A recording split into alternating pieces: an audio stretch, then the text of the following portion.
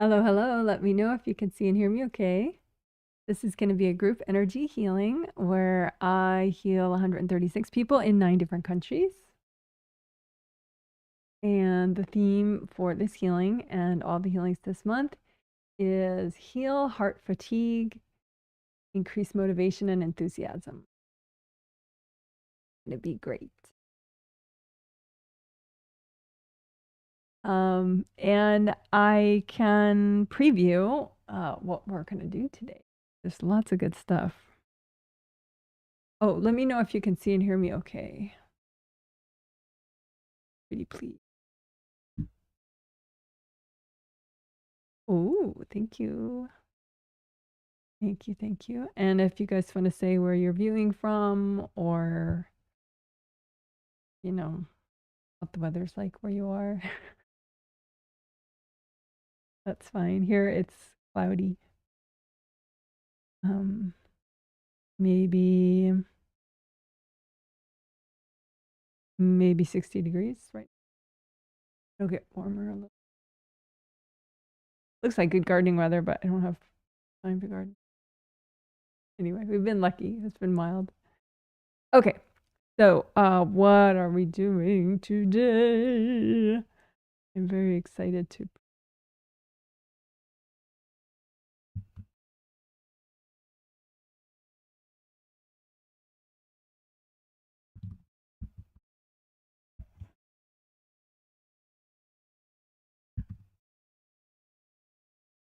Okay. So one of the things that we're going to do today is clearing multi-generational burdens. So those are energy blocks that are especially heavy. You know, it's like if they were easy to clear, they probably wouldn't have been handed down from generation to generation to generation to you. You know? I mean, they're easy to clear like when we know what we're doing, but most people, you know, their behaviors and actions don't facilitate clearing blocks. They tend to match the pain of those around them, especially people they care about. So, but it's pretty simple to do, which is, you know, kind of a beautiful irony that they're so heavy, but they're pretty easy to. That will, of course, clear them mindfully, in that will, you know, clear out all the drama, clear out, have angels recycle invasive beings. They will melt cords of anybody that's corded into the drama energy blocks, the burden energy blocks. So that it's just you clearing them. It doesn't like create this drama ripple effect outside of it. And therefore is a lot less likely to invite backlash. So it would be good. And I think that's something that can help, you know, people's heart kind of lighten up quite a bit. So that'll be good. So that's clearing multi-generational burdens. I've called it different things at different times. Sometimes I call it intergenerational burden, but whatever. It's something that's heavy that's got passed down to you. Typically not just from your parents, but parents. So, but I mean, there's some blocks just from your parents, so obviously we'll clear those too. But anyway, so that's that. That's one thing we're gonna do. Another thing.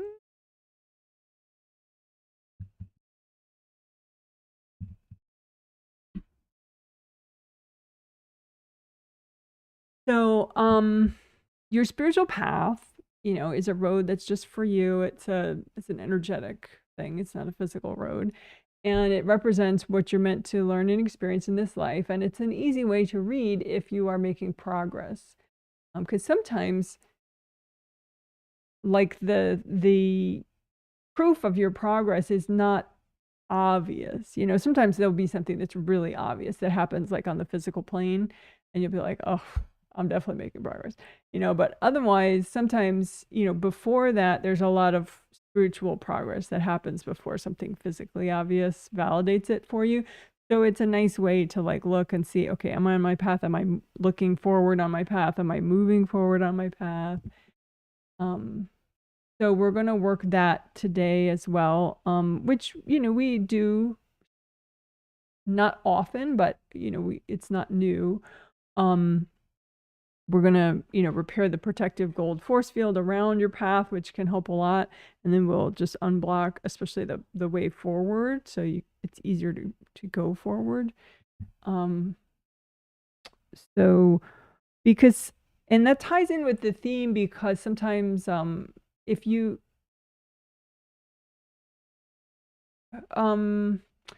sometimes what kind of suppresses your heart and your feelings of enthusiasm and motivation is also what's messing with your spiritual path. So it's sort of like an easier way to look at the same thing.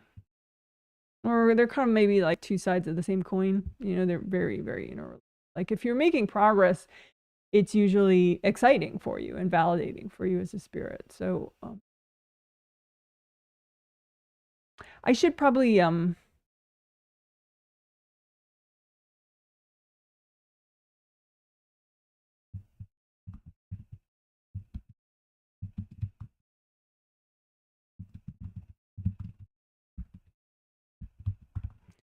since this is the twin set, the set of 2 healings, we already did the triplet set this month on the same theme. I don't want to assume that you've seen, like, say, the first video or whatever of the triplet set.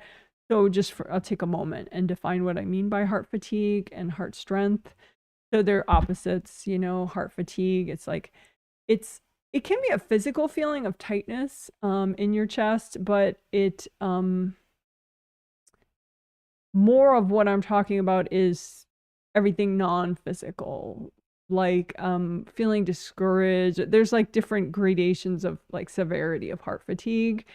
And a lot of times you can have heart fatigue and just you're used to ignoring it because you have to focus and get stuff done or whatever. So you sort of, numb out to it. But I think if you acknowledge it and work on it, then obviously that's better.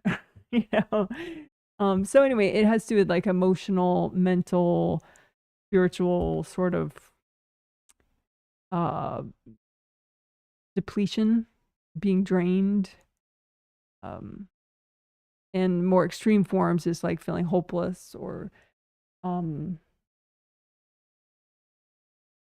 you can like kind of numb out too. That can be heart fatigue. It can be disguising heart fatigue, if you're numbing out, trying not to feel that. And it's the heart chakra, 4th chakra, has a lot to do with it. The 4th chakra generates enthusiasm and motivation and self-love and a positive feeling, like glass half full perspective, compassion, empathy, all sorts of good stuff. So anyway, so that's what, and heart strength is sort of the opposite of that. Your heart strength, if you have heart strength, you're more resilient, and so it's less likely that you get sort of crushed in that way. That's what we're focused on largely. But it's like, again, two sides of the same coin: enthusiasm and motivation, and heart strength is sort of all heart chakra stuff and all sort of similar concepts.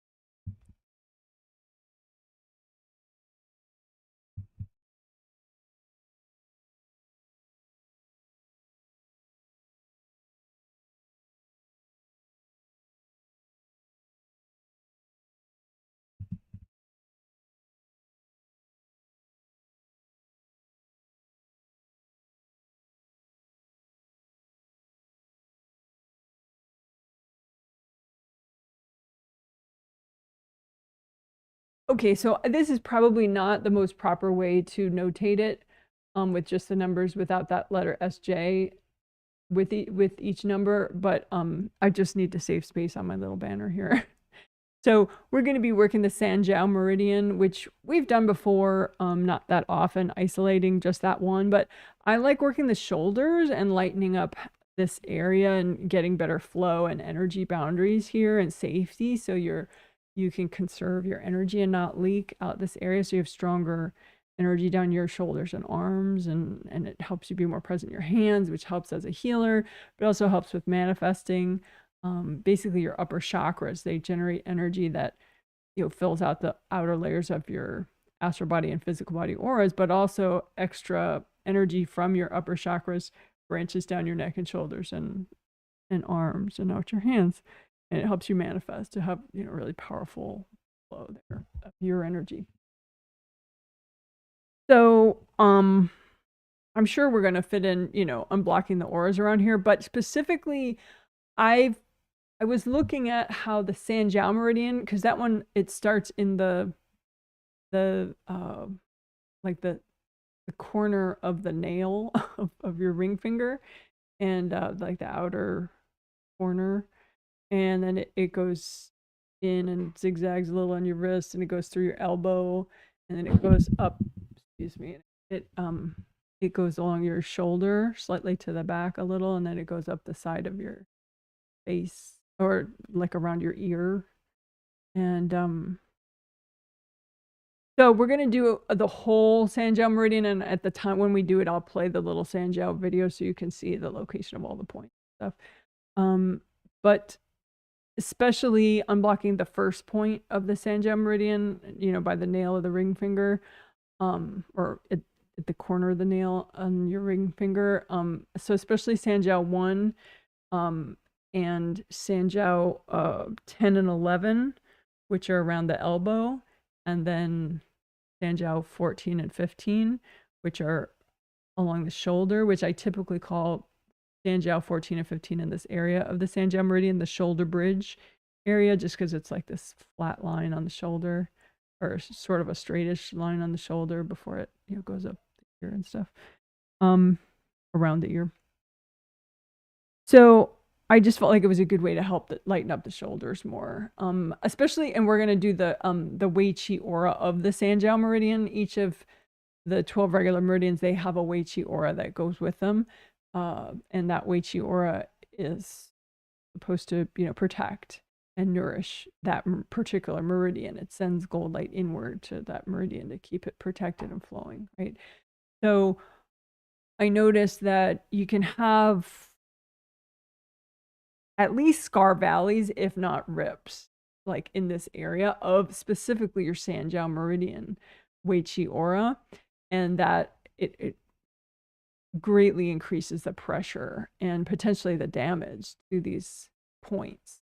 And, you know, maybe even these points, you know, so that can lead to elbow issues and neck tension and, you know, physical issues in these physical areas as I bang my shoulder, as I bang my elbow on the chair. But so it could help physical stuff, like even SJ 1, that first point, by the nail. I looked it up in this little guide that I have on the points, and it can help. Just SJ 1 can help your shoulders. So, but you know, we'll do this area too, and this area, and jump right in. So that should be cool. So it'll be the Wei Chi aura of the SJ Meridian, as well as the whole SJ Meridian and certain points along it that I've written out. So, and then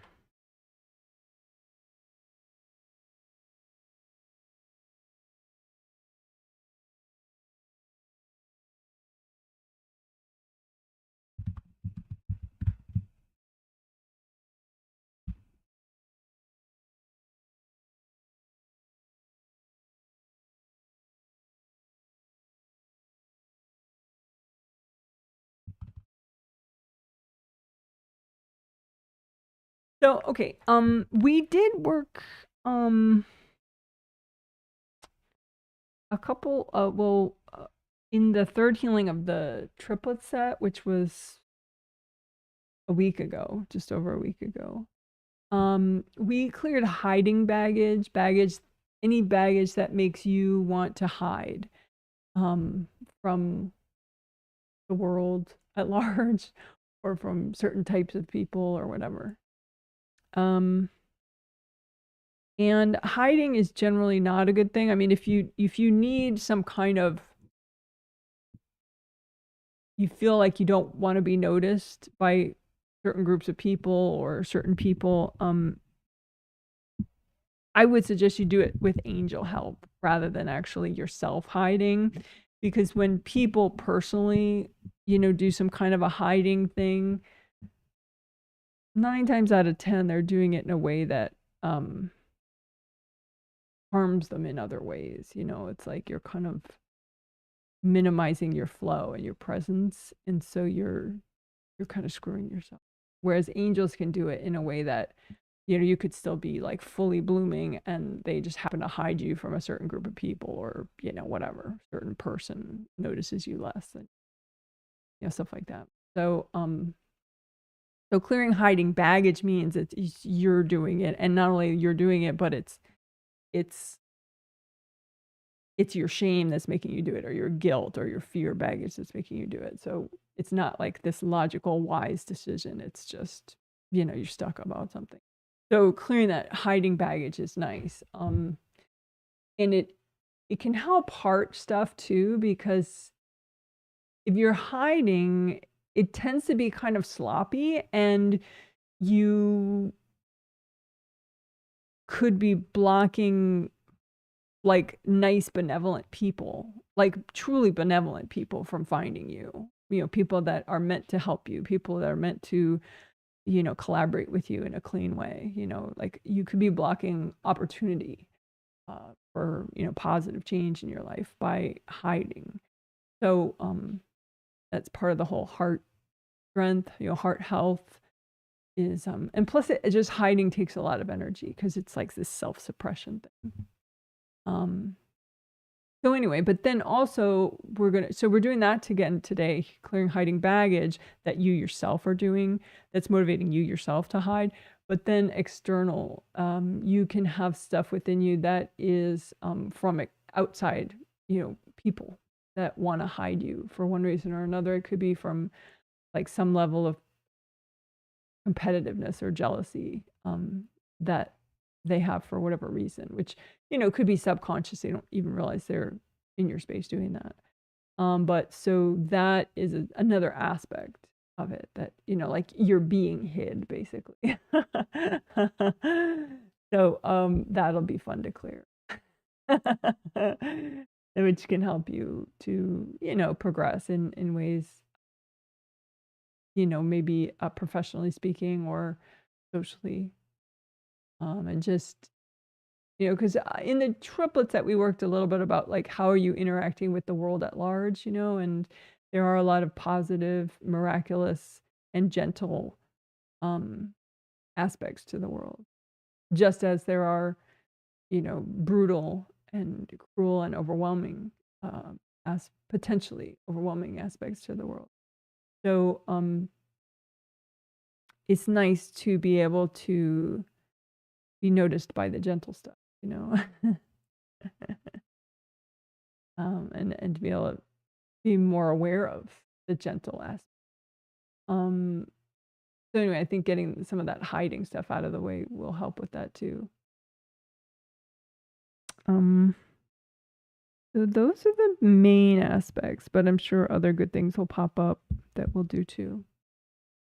So within a day, there'll be there'll be chapter titles that you see at the bottom of the video, and you click on one of the chapter titles and they'll all pop up. And also in the comment section, I'll have sort of an outline form of the major aspects of the healing, so you can kind of see what we ended up doing. So that's that. I'm going to look at chat comments, and then we'll do 3 minutes of quiet, and then I'll get the healing started.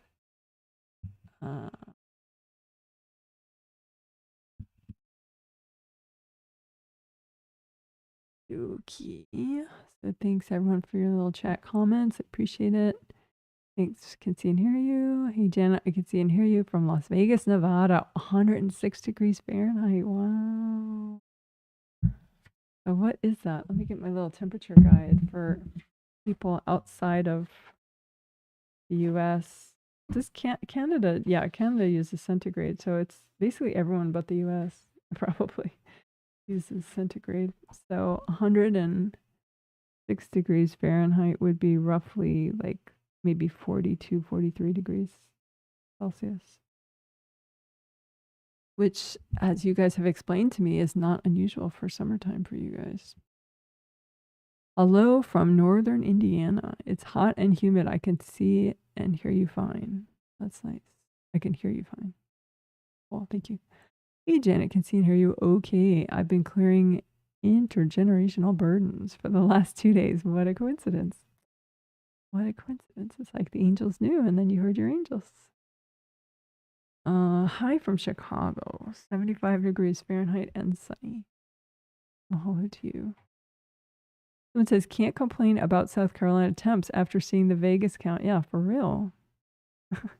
And my Vegas clients have informed me that the Las Vegas area has at least 100 days every year that are over 100 degrees Fahrenheit.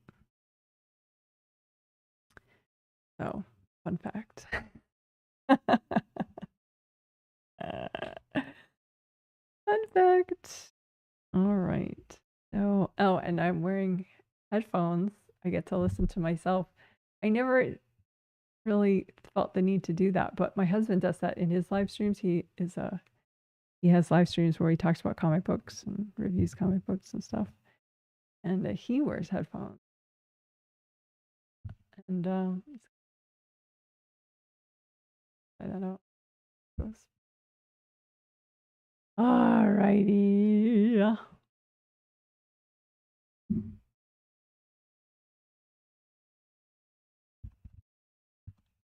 Okay, so during the 3 minutes of quiet, I will finish my prep and say hi to the 136 people that I will be healing, just on a nonverbal spirit level, so that they know the healing's about to happen. And when towards the end of that quiet time, I'll go like this. That's how you know I just started the healing, and I'll heal without talking for a minute or two, just so I'm not distracted by my own voice and communicating. Then after that, I'll keep healing and explain what I'm doing at the same time. So you could use it as an all levels self-healing walkthrough if you wish, or you can do whatever you want during the healing. The 136 people that purchase this healing, those are the people that I'll be healing. And they go to my website, jwhealing.com. They purchase the healing. They've already done that.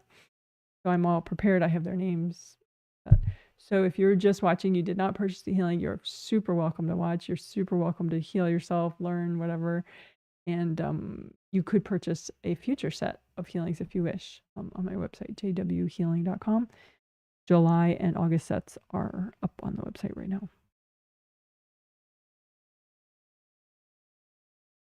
Okay, so now the quiet part.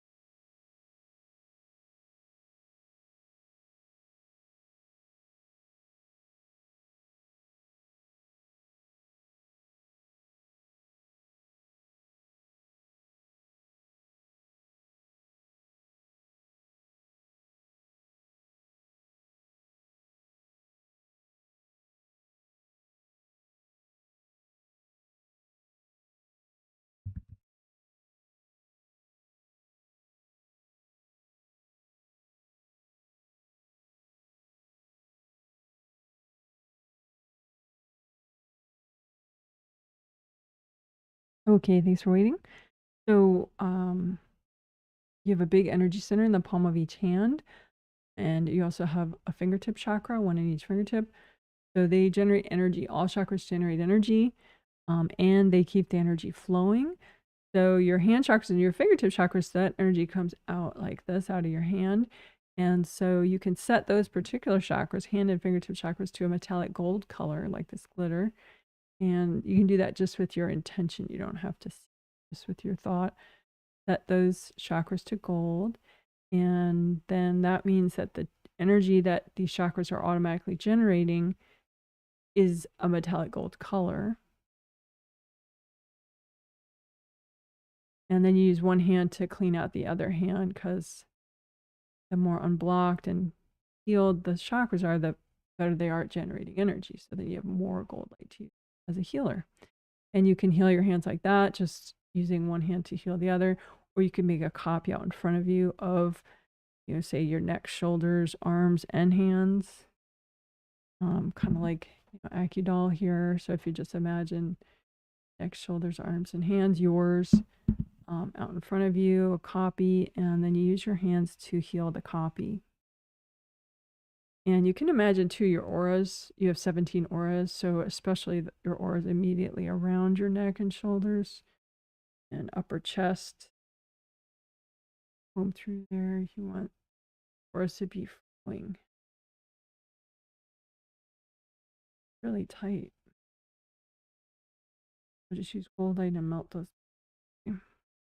And you can have hard objects stuck in anywhere really. So you can pop all the hard objects out and then just heal up the gashes. You could say, angels, if there are any invasive beings in the way of this repair and healing, can you please recycle them?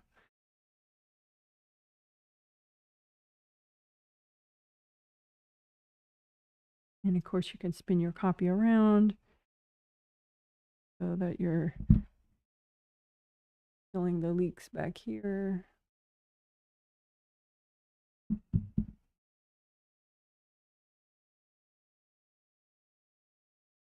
Want that energy to be able to down your neck, down your shoulders, down your arm.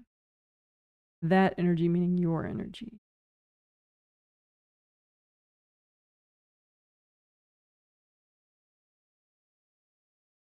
Okay, so good enough just to get things cooking with your hands, so you can use your hands as a healer.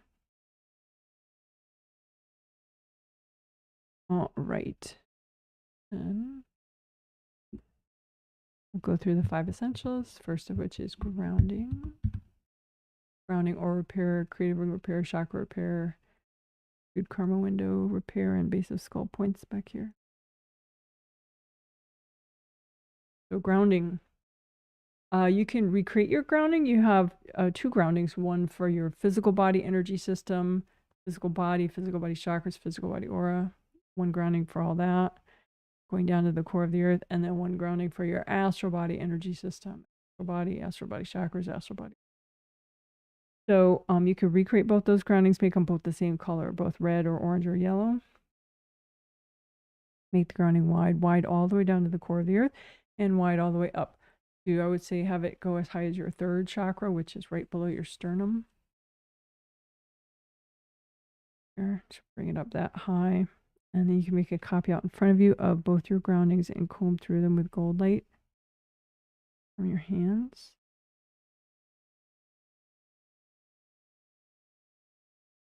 And you can just gather up the blocks in your grounding and melt them away with gold light.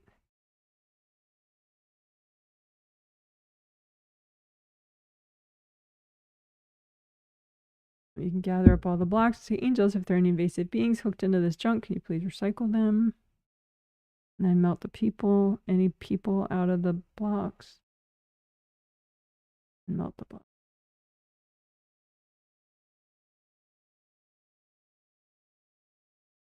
Indie grounding is where you check the outer surface. You use gold light and run gold light through the outer surface of both your groundings all the way down.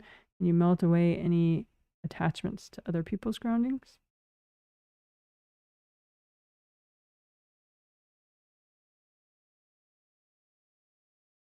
And you melt away any hard objects that could be sticking out of your grounding. pop those out. Nice and flowing. Fast downward flow and no leaks.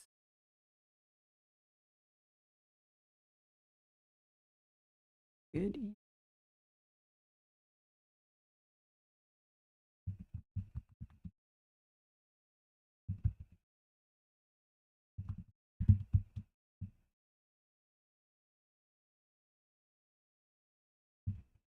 Okay, so you have 17 auras, 1 astral body aura, 1 physical body aura, and then 15 Wei Qi auras. Wei Qi is a traditional Chinese medicine concept. It is basically strong boundaries energy. So you have 15 auras that are full of Wei Qi energy. So it's like gold and flowy force fields that you have, you as a spirit. So let's heal and repair the rips in all your 17 auras all at the same time. So you just imagine a copy out in front of you of all your auras, and your physical body and your astral body are inside there. And just comb through with gold light from your hands and look for rips. Check for rips, feel for rips. And just notice where they are. Maybe they're by your tummy, maybe they're right in your face, maybe they're behind your head, around your knees or your ankles. And you're just sort of training your awareness so that you can tell like when you're fully protected and when you need to repair your aura. So you could do like localized repair one area at a time, but we're going to repair all the rips at the same time using composite copy technique. So you just imagine one rip and say with your intention, this rip represents all the rips that you currently have in all your 17 auras. So that's your composite copy rip. And then you want to clean it out and repair it, and that'll repair the rips in your auras. So you clean it out with sticky gold wax, which is gold light from your hands that you use to fill up the rip, and then the gold light, the gold wax sticks to everything that's not you and forms a lump. So you can just lift out all that junk all at once, give it to your angels. Angels, here you go. Sticky gold wax, lift out all the junk at one time. Angels, here you go. So what is that junk? That junk would be hard objects that people threw, invasive beings, invasive people. So sticky gold wax, lift out all that junk all at once. So then the rip should be pretty cleaned out right now. So now just use gold light and get it as deep as you can. You can say, angels, if there are any invasive beings in the way of this repair, can you please recycle them?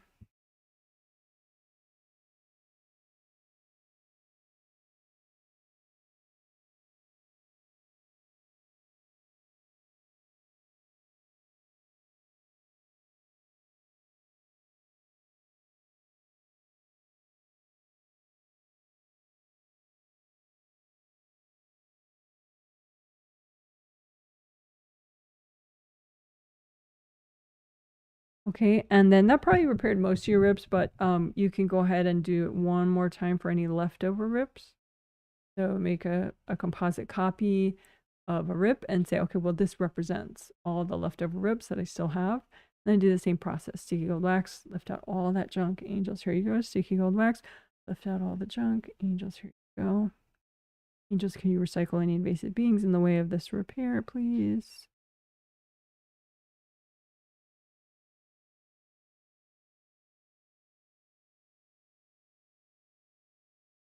And you might have some really stubborn, hard objects, so just lift those out, give them to your angels.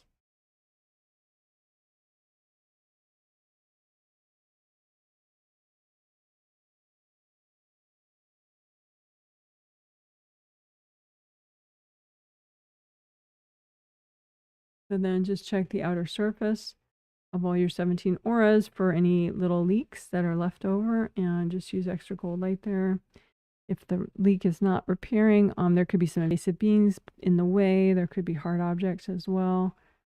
So you could just do sticky gold wax, lift out all the junk, and say, angels, if there are any invasive beings in the way of the repair, can you recycle them? And finish up that repair of that spot.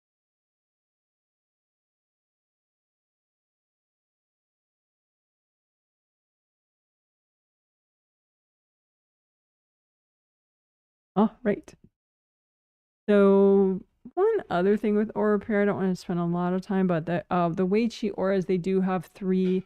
Each Wei Qi aura has 3 gold mesh spheres. So it's like a gold mesh sphere that goes all around you. 1, 2, 3 for each Wei Qi aura, and they generate gold light, but they can get ripped, and so you want to repair those too. So the Wei Qi aura gold mesh spheres. So you just imagine them all at once: 15 outer, 15 middle, 15 innermost ones. And just use lots of.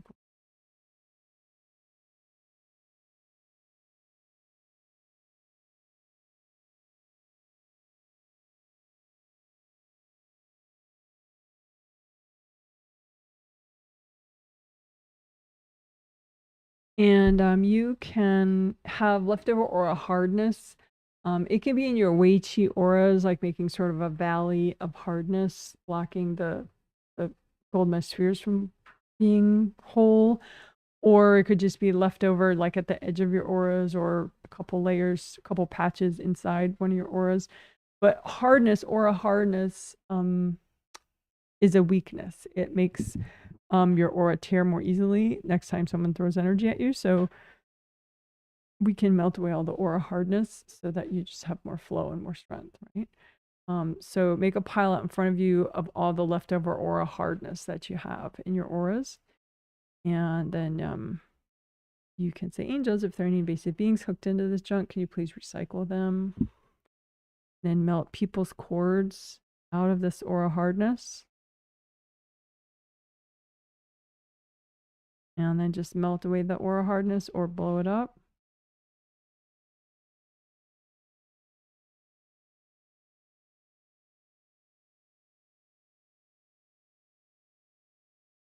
All right, good job, good job. So a little celebratory confetti. Good job, good job.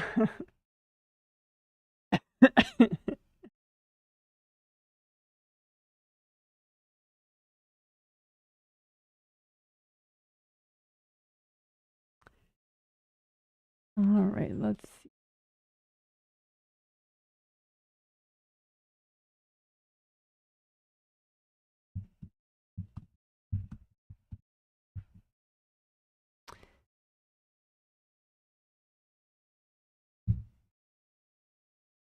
Oh, yeah.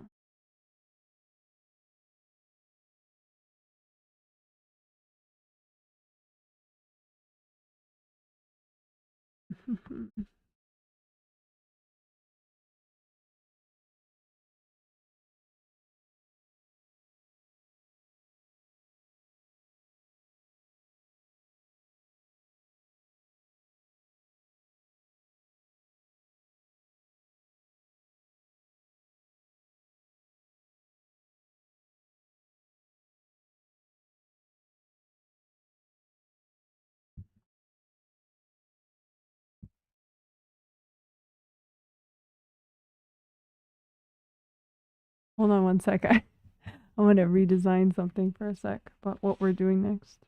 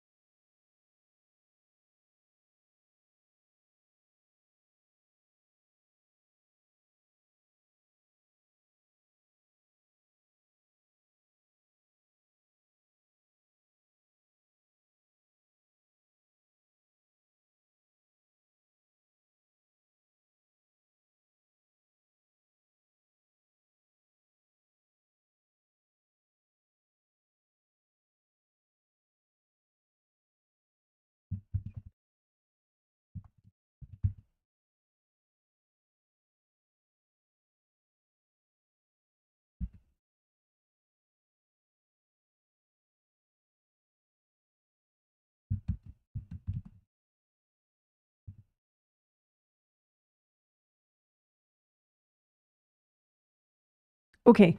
Thanks for waiting. So I wanted to take a break from the 5 essentials for a second to do something related, is which is clearing your resistance blocks and clearing triggers. So it's sort of similar but different. It's like you can have a problem and then you can freak out about the problem, which is a second problem.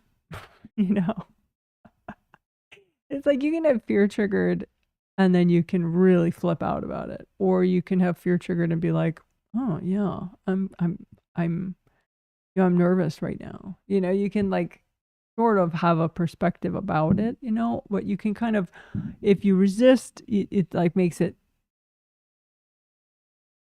like way harder to deal with, right? So we're going to clear both, you know, baggage that causes you to resist, and then the actual, you know, triggers of like repressed anger, repressed fear, whatever it is, shame, guilt, blah blah blah.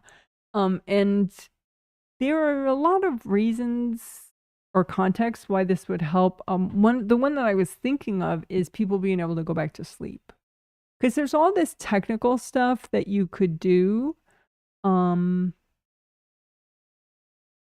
to go back to sleep, you know, like unblock your sleep slide, unblock your creative rings, which we're about to do, creative rings, you know, work your chakras, work your grounding, you know, clean out the room you're in, all sorts of stuff, you know. But I always try to find the simplest thing, you know, because sometimes it's something simple, something more underlying can resolve a whole bunch of other things. So you don't have to do the 10 things, you just do the one thing. So this might be the one thing that could, you know, make the other things unnecessary. Because, you know, if you need to go back to sleep soon, you don't want to spend an hour, you know, working your energy before you go back to sleep.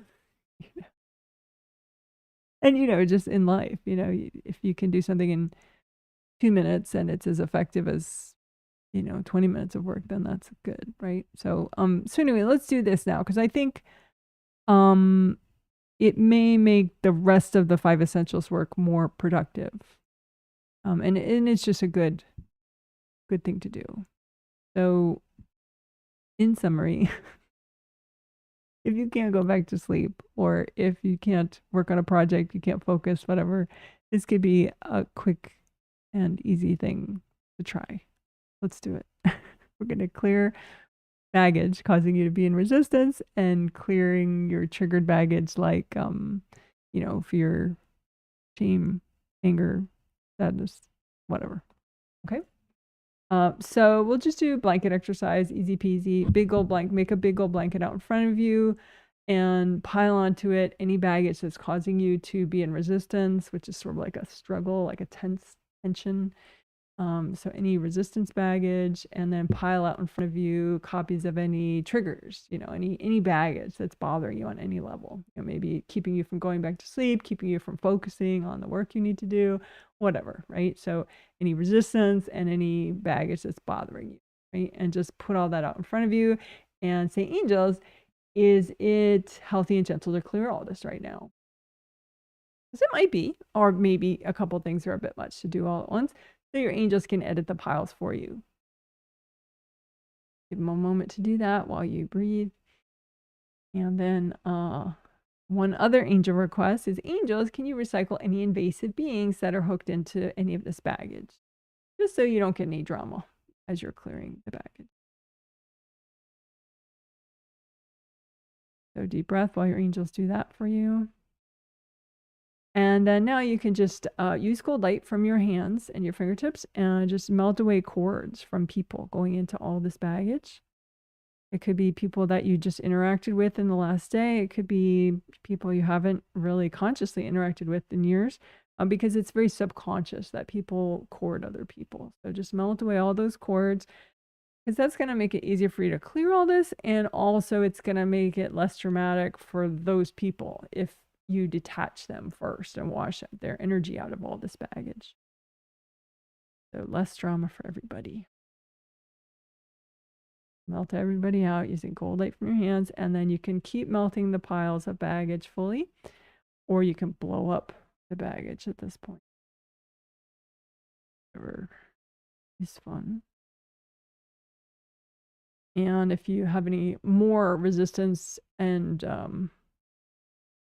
more baggage that's in your way and annoying you, just put it out in front of you. We'll do it one more time. Angels, can you check my piles? Make sure they're not too much. Angels, can you recycle any invasive beings in the way? Then melt cords from people, melt everybody out of these piles of baggage. And then blow up the baggage or melt it fully with gold light from your hands. If you have any leftover baggage that's just not clearing, just wrap it up in gold light and give it to your angels. Say, angels, can you help me with all that? All right. Good job. Woohoo. What a rock star. You're amazing.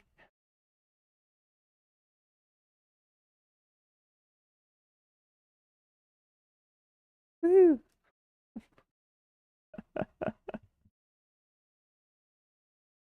All right.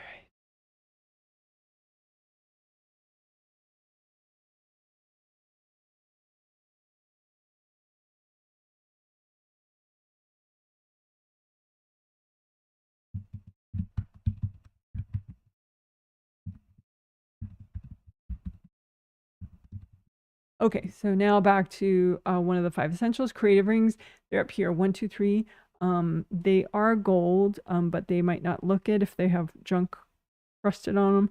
But they're gold and they generate gold light, which makes a nice protective force field here. And also that gold light gets sent down to help your major chakras along your spine. So you can make a copy out in front of you of your 3 gold creative rings and wash everybody out. Melt cords, melt away any hard, crusty junk. Pop out any hard objects that got thrown at your creative rings. And just keep repairing.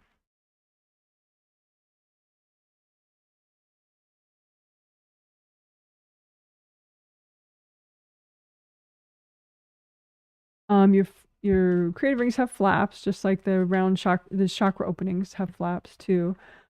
So this is how they look when they're irritated and open, which you don't want.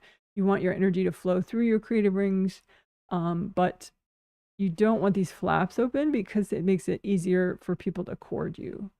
So when the flaps relax and they fall shut, then it's just a nice smooth outer surface. So go ahead and melt cords. Using gold light from your hands, melt away all the cords so that the flaps of your creative rings can fall shut. And you can say, angels, if there are any invasive beings messing with my creative rings, can you please recycle them?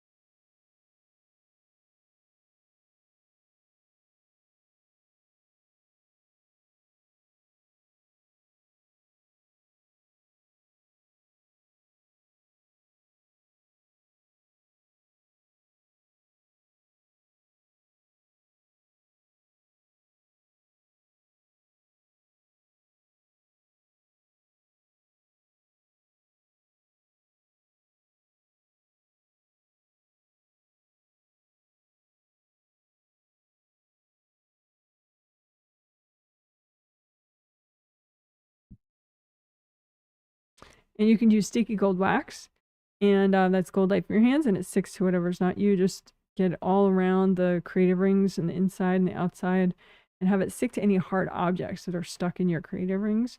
Just lift out the wax with all those hard objects. Give to your angels. Angels, here you go. More sticky gold wax. Do it again. Have it stick to anything that's not you. Drag all that out. Angels, here you go.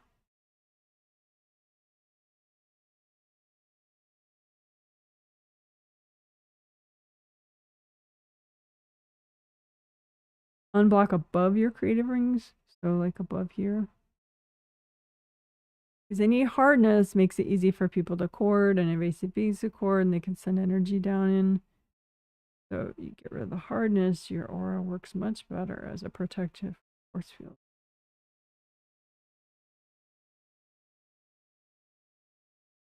We're unblocking your auras above your creative ring. And unblock above the top of your auras. So like for Akudal, this would be the top of her auras. And then she could have junk stacked up here that someone threw in, but it didn't make it into her aura. It's just stacked up here. So Melt that away, it feels better.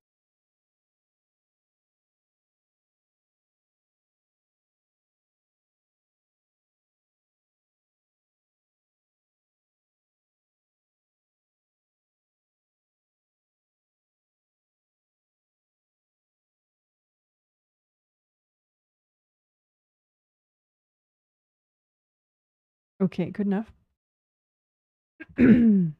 So, chakra repair.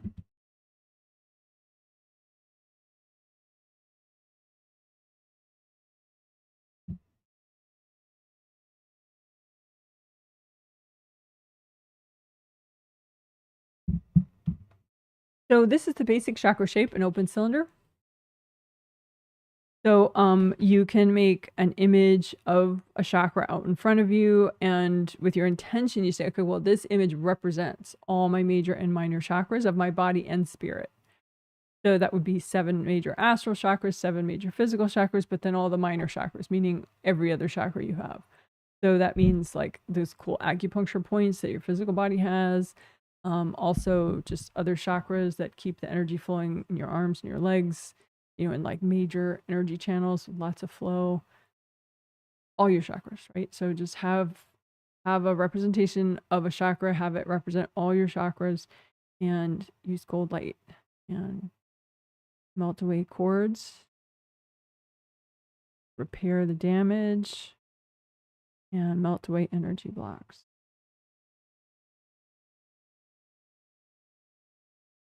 You can also lift out the energy blocks that are healthy and gentle to get rid of and melt them away with gold light. Lift out the energy blocks, melt them away with gold light. Out, melt them away with gold light. So you're using your intention to only clear what's healthy and gentle to clear at this time, right? So lift out those blocks, melt them away.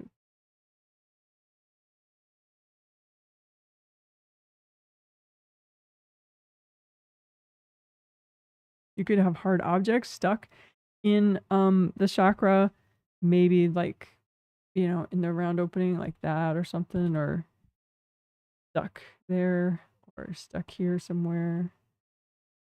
So just have sticky gold wax stick to all the hard objects in your chakras in any chakra. And just lift all the wax and the hard objects at once out. Angels, here you go. Sticky gold wax, all your chakras, have it stick to the hard objects, lift out the hard objects. Angels, if there is any invasive beings in the way of this repair, can you recycle them?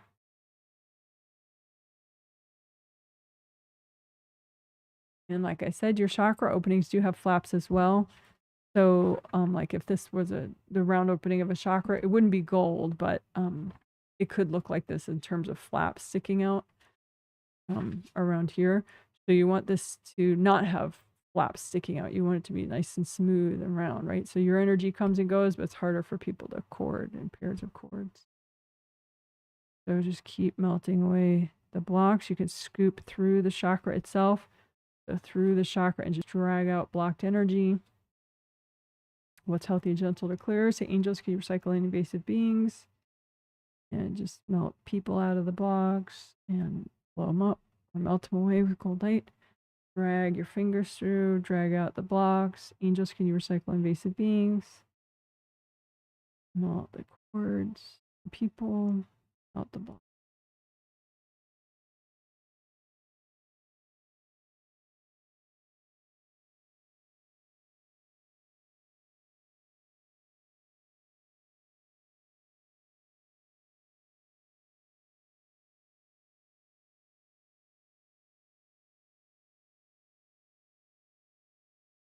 Okay, good enough. We could do unblocking specific to the theme also. Now we still have this copy of all representing all your chakras. Lift out any blocks that are healthy and gentle to get rid of in the way of your heart strength or in the way of your motivation or enthusiasm. Just lift out those blocks and melt them away with gold. Lift out the blocks in the way of the themes. Melt them out the blocks in the way of the themes. Melt them away with gold light. Oh, right. Good job. Good job, good job.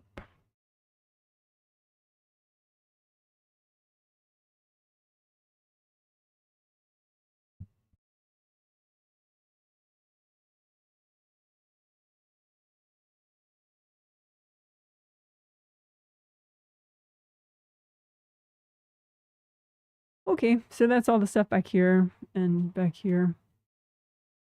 So the karma windows are in your astral body aura back here. It's sort of like this space right back here in your astral body aura, and there are 7 triple frame windows, 1, 2, 3, 4, 5, 6, 7, and there's one in each layer of your astral body aura back here, and you just imagine them and use lots of gold light. You want your good stuff to come through there, but nothing that's, you know, invasive. You know, only you bring in new energy of yours that way.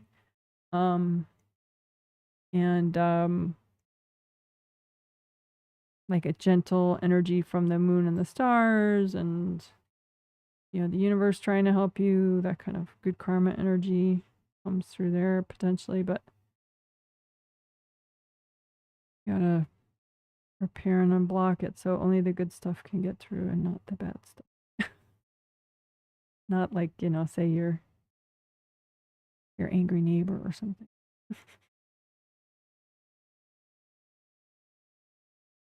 So just lift out all the hardness, melt it away, lift out the hardness, melt it away, or blow it up, out the hardness.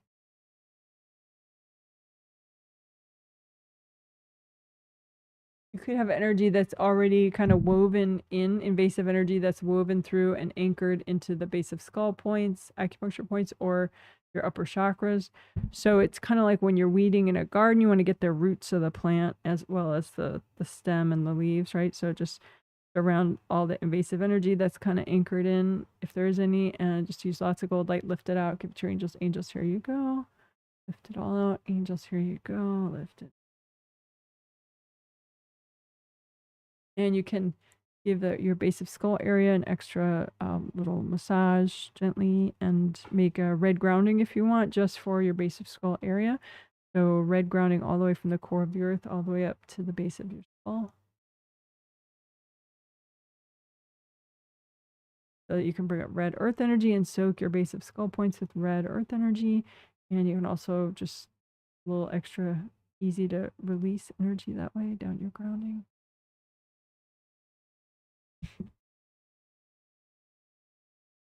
So these are the base of skull points that I keep talking about. There's 2 rows, 2 horizontal rows, one at the level of the top of your earlobe and one at the level of your bottom of your earlobe right there. So those 2 rows of points, that's what I'm talking about when I say base of skull points. So those are meridians shown in the diagram. Energy meridians, traditional Chinese medicine meridians. You don't need to know the name of each one and the number of each point or anything in order to heal them. The idea is they should be red and flowy, like red and flowy rivers in red and flowy tubes, with no leaks and no clogs. But you do want to have that intention healthy and gentle, because, you know, if you fix a leak and a clog in one place, it affects another place, and, you know, that meridian, and then the next meridian, and the next meridian. So you have that intention healthy and gentle, then the ripple effect will be manageable and fine. So, and, you know, each of those chakras is, you know, standard chakra shape. So it's kind of fit in the meridian, you know, and because the job of the chakra is to keep the energy flowing within the meridian. So use gold light to uncrush chakra. And GV meridian, governing vessel meridian, that's the one, it's the midline one that goes up the back, up from the crotch, up the midline of the back, and hooks around the head and ends in the roof of the mouth. So GV 15, 16, 15, 16, 17, 18, 19, and 20. So it's on the diagram, you see the dots there. So 15, 16, GV 15 and 16, those are the 2 dots really close to each other. And so those are really important. 15, 16, and 17, I always like doing those extra base of skull points and GV Meridian. GV Meridian, governing vessel meridian, it helps to manage all your yang meridians. So it's really like a good ripple effect if you help this. This one helps a whole bunch of other meridians. So you can comb through this base of skull area, all those meridians and points, and comb outward into the auras and just gather up any energy blocks that are healthy and gentle to get rid of. And so comb through, outward, gather up the energy blocks. Say, angels, if there are any invasive beings in this junk, can you please recycle them? Use lots of gold light, melt away people's cords out of all these blocks. And then melt the blocks or blow them up.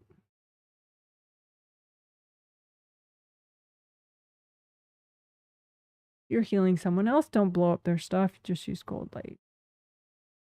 Blowing up other people's stuff, if you're the healer, is too bossy. If you're just healing yourself and there's other people's stuff in your space, sure. Wash people out and blow it up. Then you comb through your base of skull points, comb outward, get all that junk, and say, angels, can you recycle any invasive beings hooked into this? Wash everybody out, melt the cords.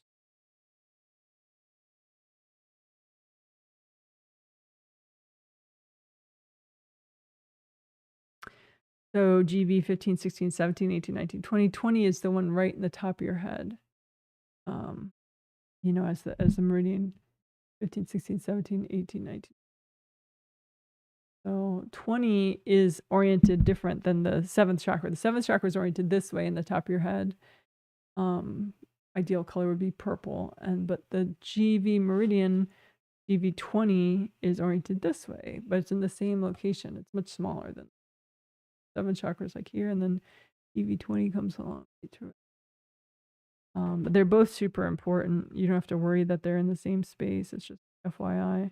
Because sometimes you think, oh, I have, you know, discomfort up here, I should heal my 7th chakra. It's like, well, that's true. But you could also, in addition, heal your GV meridian and especially GV 20, because you could have damage there as well.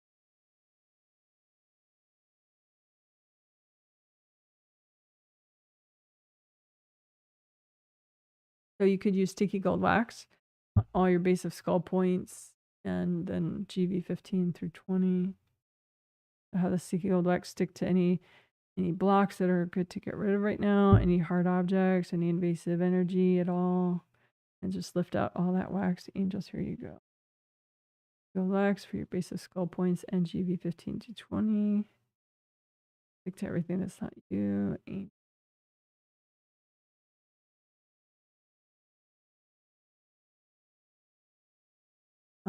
The other base of skull points, those the yellow lines, that's urinary bladder meridian. So again, same idea. You just want the meridian to be red and flowy, and with a nice red and flowy river within it, and you want the points, which are chakras, to be uncrushed, unblocked. Yeah, the blue-green line, the outermost base of skull points, that's gallbladder meridian. Helps with being decisive. Goes down this.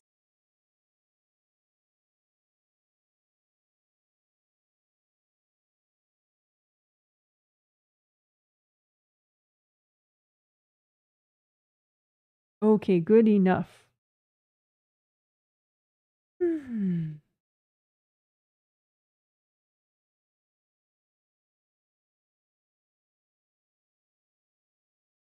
Good job, good job. Yay. All right, let's see.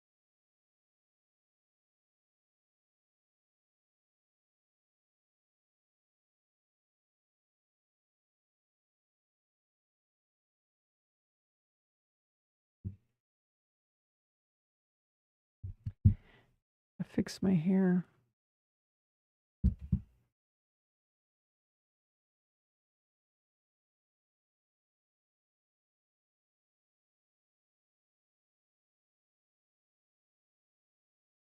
had this one hair like bothering my eye the whole time.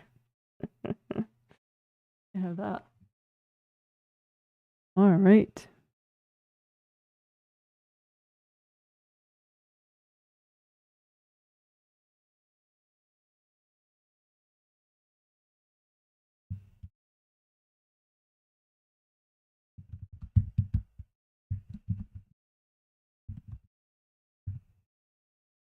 Okay, so this is something that we're doing. I would say it's not the biggest thing that we're doing today, but it's a good supportive thing that we're doing, and it is something that I didn't announce in the intro.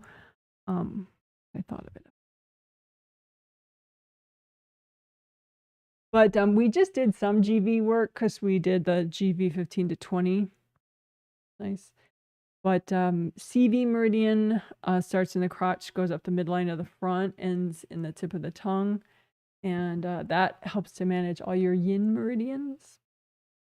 And GV helps to manage your yang meridians, governing vessel meridian. Governing vessel meridian again, starts in the crotch, goes up the midline of the back, hooks around, ends in the roof of the mouth. So one hooks around like a candy cane, right? And then the other one goes straight up the front from the crotch up to the tip of the tongue, right? And so I noticed that you know, if you feel like you kind of just want to shelter and be inward when you should be like someone in their survey, they said in the morning they wanted to they were supposed to get going to work and they just wanted to be at home and not, you know, and be quiet and private when they were supposed to be leaving for work. So, you know, that's a problem. So sometimes if you feel extra inward and quiet and stuff, it's a yin weakness thing. It's like your yin is, you know, you're feeling overly vulnerable. So if you make sure, I mean, when in doubt, you don't have to know like, okay, is it too much yin or too much yang? You know, is it too much, you know, if you work these two meridians, then they'll fix other things, you know, so it's kind of like a ripple effect. So it could be that your GV meridian at that time is much stronger than your CV meridian, and your CV meridian is just so weak that you just feel very frail, you know, you don't feel like, you know, being bold and what you need to do. Right? You just feel like you're going to be very still and very quiet, you know? So it could be in that case that you have a lot of blocks here and a lot of, you know, not much flow. So it's not like a big red river and a big, you know, flowy tube. It's like crusty and depleted. But it's like you get in trouble with either one. If either one is too weak, then the other one is kind of wild. And so you want them both strong so they balance each other. So that's what we'll do. And also the Wei Qi auras of each obviously are really important. Each of them have their own Wei Qi aura that's, you know, going to generate gold light and send it inward to nourish it. So if that Wei Qi aura is, you know, ripped up or has too many hard, you know, parts, it's just not protective enough. And so then you're more likely to get damage and stuck energy in that meridian. So that's why we'll work both the GV meridian and the CV meridian and the Wei Qi auras that protect him. Okay. But we'll try to do it pretty fast. Let's do it. Okay. So GV, CV, GV is like a big candy cane, right? In your back. Manages your yang meridian, CV meridian straight up the front. Manages your yin meridians. So you want both strong and flowing, like red flowy tubes with red flowy rivers inside them. So, and both of them have big gold force fields, you know, that they should each have their own Wei Qi aura. So it's a big gold aura all around you for each of them. But it could be that you have a huge valley, you know, punched into one of these Wei Qi auras. So just check both of those Wei Qi auras. They're in the same place. They're all around you, but you can imagine one at a time maybe. Imagine your CV Meridian Wei Qi aura and just see like, whoa, it's almost completely missing in the front. You know? And just use so much gold light that you're like melting away the hardness and letting it grow back fully. You can say angels if there are any invasive beings in the way. Can you recycle them? And then you can imagine your GV Meridian Wei Qi aura and see, you know, whoa, yeah, there's a big missing chunk, you know, or maybe there's just a lot of hard objects stuck in, or both. So I just use lots of gold light. And if there's any, like, I call them scar valleys, any big burnt out, hardened areas, just melt them away. Gold mesh spheres can grow back. Each of these Wei Qi auras has 3 gold mesh spheres, an inner and a middle and an outermost one. That's too complex. You can ignore that part, but basically you want no hardness and you want lots of gold flowy in these Wei Qi auras, especially these 2. You have 15 Wei Qi auras.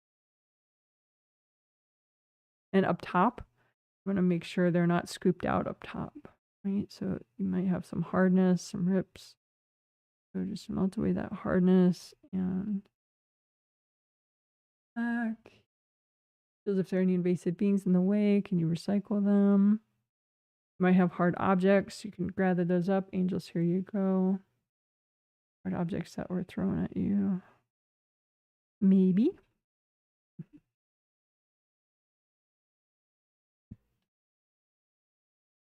And like I said, you know, if your CV meridian is too weak, doesn't have enough flow, it could make you feel overly vulnerable.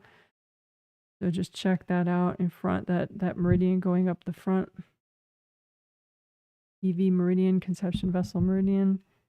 And is it a really tight tube? It should be more expanded and relaxed so that you can have a lot of flow. You can unblock 2 GV1 and CV1. The points, they're both in your crotch. They're like, you know, this would be a vastly expanded version of each one of those chakras.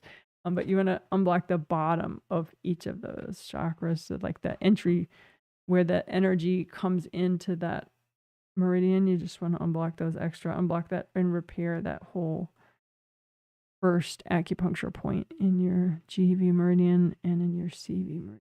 So GV1 and CV1 acupuncture points. So you want each one to be a nice flowy red chakra with good flow, and you know, so it's repaired and it generate lots of energy for you and keep the flow going.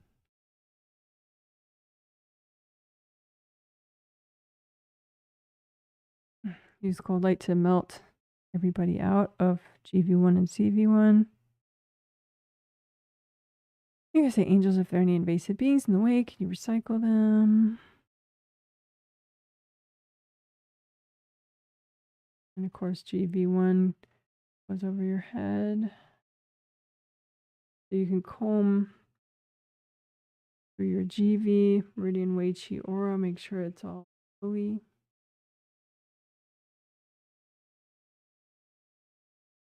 And comb through your CV, Meridian Wei Qi aura, sure that's all flowy. Like the whole Wei Qi aura is important, but it does tend to be like that the Wei Qi aura immediately around the meridian is the part that takes the most hits, you know, that receives the most attention.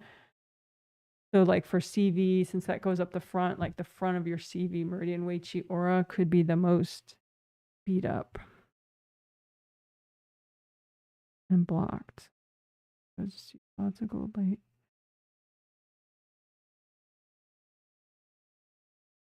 From your hands to unblock and melt everything away that's not you.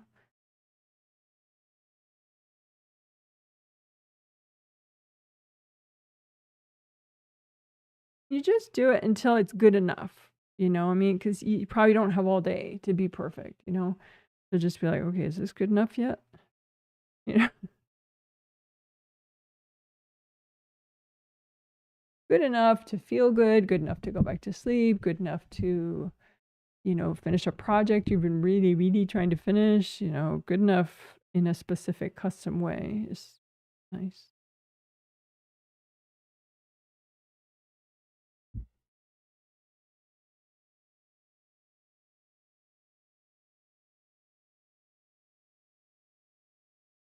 All right. Good job. Good job. Woohoo. You're amazing. Yeah. All right.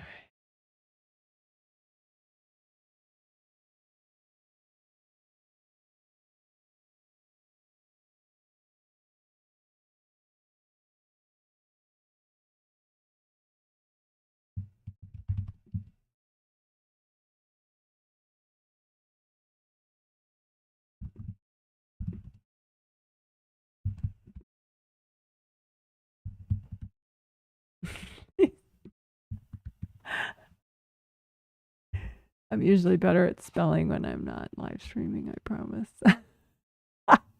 A little better. Okay.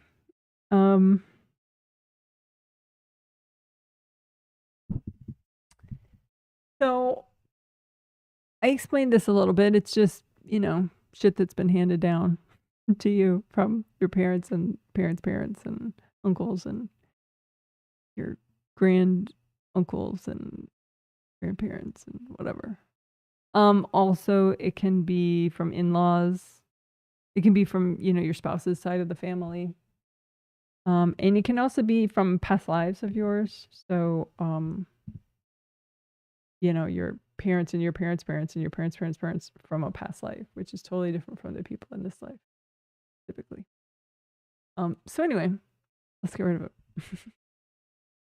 So sometimes when I see stuff like that, it looks like a giant boulder in somebody's aura, you know, or it could look like, you know, maybe like a big heavy thing sitting on somebody's shoulders, or like a big basketball right in front of their stomach, or like a heavy thing around somebody's upper arm, or like a big almost like a globe that they're carrying, or let's see, or like a chastity belt, you know, like something around the waist and the biker shorts area. But anyway, so those are just some examples of that I was reading of people, some of their intergenerational, multi-generational burdens look like. So let's clear them. There are a lot of ways to do it. I mean, you could just make a big pile out in front of you of you know, what is healthy and gentle to clear right now of multi-generational burdens that you've been carrying. And so you just put copies of them out in front of you, you know, where doesn't matter where they were. Maybe they were around your waist, maybe they were around your arm or your shoulder, or you know, above your head. Just make a pile of copies of all of them out in front of you and just say, angels, is it healthy and gentle to clear all this right now? And take a deep breath while your angels sort through the pile for you.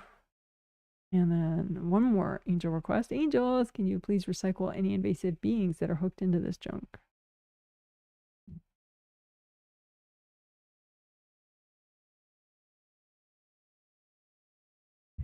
So then melt cords, melt everybody out of these multi-generational burdens. And this is a good one to do. Just make sure, gold light, melt all the cords from you, from other people out of this pile, and melt everybody's energy out of the piles. Just use gold light.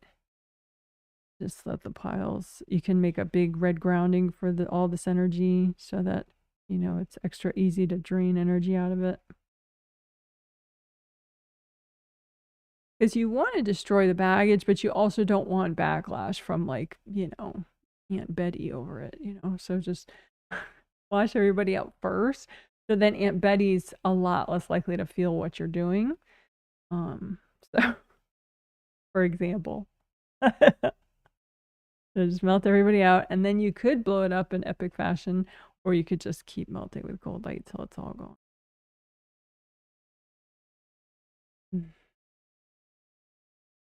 Okay, so let's do that. Well, let's do flower healing to nourish, and then we'll do that again. So make energy healing flowers for yourself out of universal healing energy. So it could be gold and or rainbow colors, doesn't matter. Don't even have to think about the color really, but just make energy healing flowers out of universal healing energy, whatever vibration is just right for you. So you can nourish and kind of validate and congratulate yourself that you're a rock star for the clearing you just did, right? So and say, angels, can you check my flowers? And go ahead and give them to you. All right, one more time. Make a whole bunch of energy healing flowers to nourish yourself and validate yourself. And say, angels, can you check my flowers? And give them to you. Breath, let that energy, that healing energy, go wherever it needs. All right. So round 2. Let's do it. So big gold blanket, make that out in front of you. If you prefer, you can make big gold dumpsters or big gold boxes or just no boxes at all. Just, but anyway, the point is you pile out in front of you copies of all your multi-generational burdens that you're carrying. It could be something around your head, something around your neck, something around your arm, leg, tummy, whatever, just dump it all out. Maybe it's in your lower back. Dump out all the multi-generational burdens that you've been carrying. Enough is enough. It's actually going to help people if you clear it. It's not going to help anybody for you to be smushed, right? So get rid of all that stuff, make a big giant pile, and say, angels, can you double check this and make sure it's healthy and gentle to clear right now?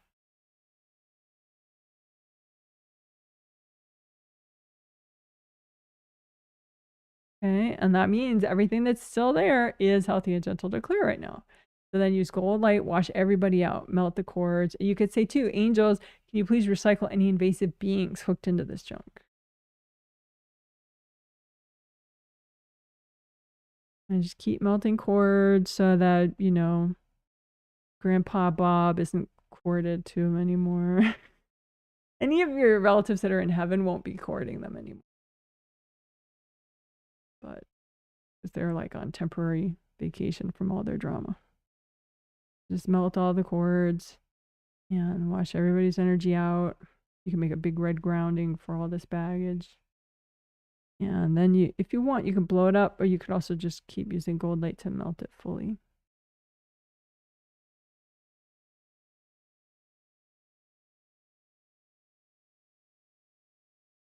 All right, and if any of it's left over, it's not clearing, just wrap it up in lots of gold light, hand it to your angels. Say, angels, can you help me with this? All right, so let's do flower healing one more time, and then we're done with this. So just make a lot of energy healing flowers for yourself out of universal healing energy, gold or rainbow colors, whatever you need. Set it to the vibration that you need to help nourish you and validate and congratulate yourself for being a rock star. As the angels, can you check my flowers? Make more flowers for yourself. Universal healing energy. Set it to the vibration you need. Have your angels check. Angels, can you check my flowers? And then give them to yourself. Let them go wherever they need to go. Breath.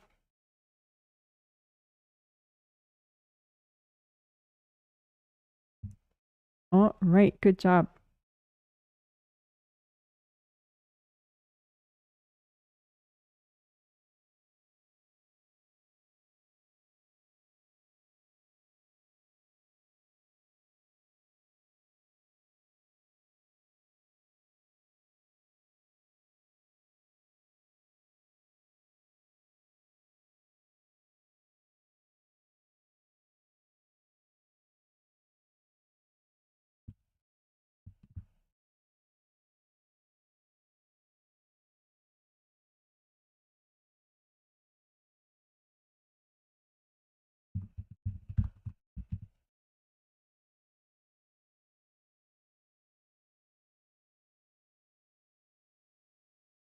Okay.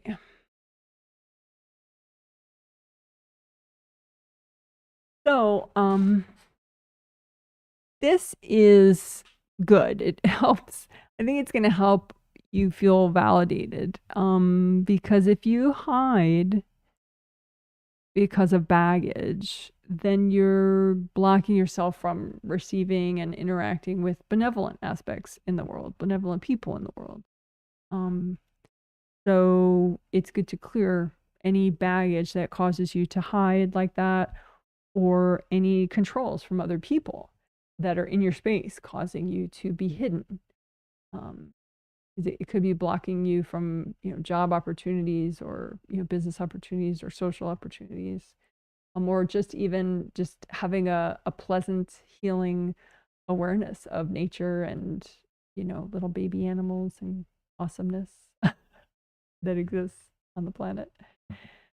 So let's clear all that. So just you could make a big gold blanket out in front of you, and you can make 2 piles. One pile, put a bunch of baggage that you have in your space that's causing you to hide. Maybe it's just subconscious, but maybe there's some past life leftover shame, or past life leftover fears, or whatever, or this life, whatever baggage within you is causing you to hide on any level from, hide on any level. And then the other pile is any controls that are in your space from other people that are hiding you, causing you to be hidden, right? And so all these external controls that are in your space, pile that out in front of you. All this hiding control energy that's in your space, pile it out in front of you. And then say, angels, is it healthy and gentle to clear all this right now? And take a deep breath while your angels double check for you. So then anything that's still there, yes, it is healthy and gentle to clear right now. And you can just notice, is one pile a lot bigger than the other? Just because that's kind of interesting. And just use gold light.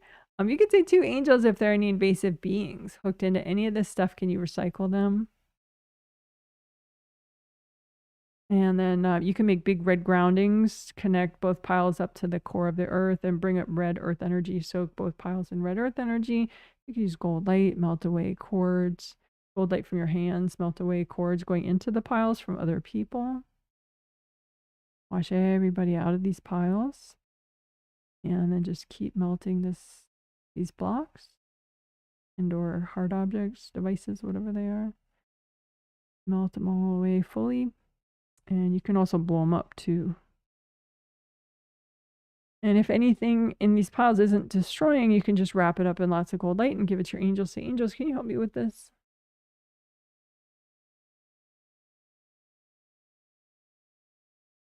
So you can sort of imagine your before and after with that. Imagine yourself, and imagine, let's say, some abundance or some positive opportunities that were not able to come to you before you did that clear hiding stuff. So the before and then the after, right? So there's you, and there's these unrealized opportunities, say for positive social interaction, or positive abundance interactions, or whatever.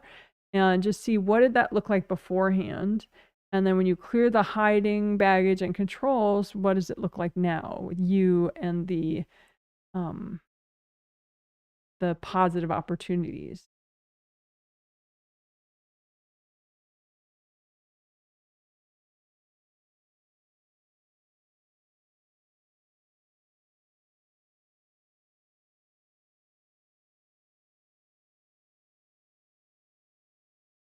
And you can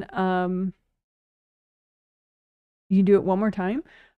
Just maybe put a big old blanket out in front of you and put into it any baggage you have internally that causes you to hide for some kind of imbalanced reason, like because of fear or shame or sadness or whatever. And just put all that hiding baggage out in front of you. And then also put out there any controls from other people that are in your space, making you be hidden. against your own will, and just put all that out in front of you. And say, angels, can you double check these piles? Is this healthy and gentle to clear right now? Deep breath. And then you can say, angels, can you please recycle any invasive beings that are hooked into any of this stuff?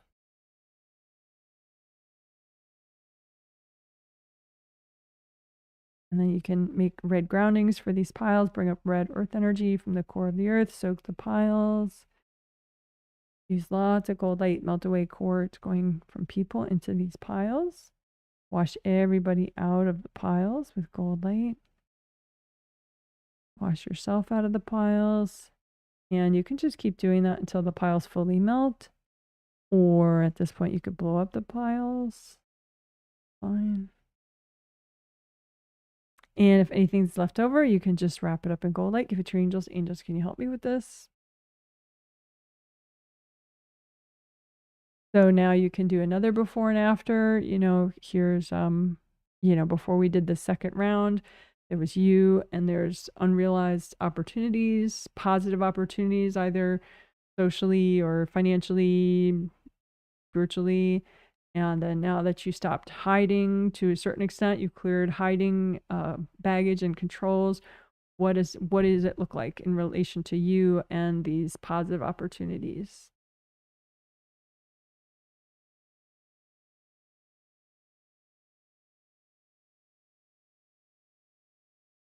All right, good job, good job.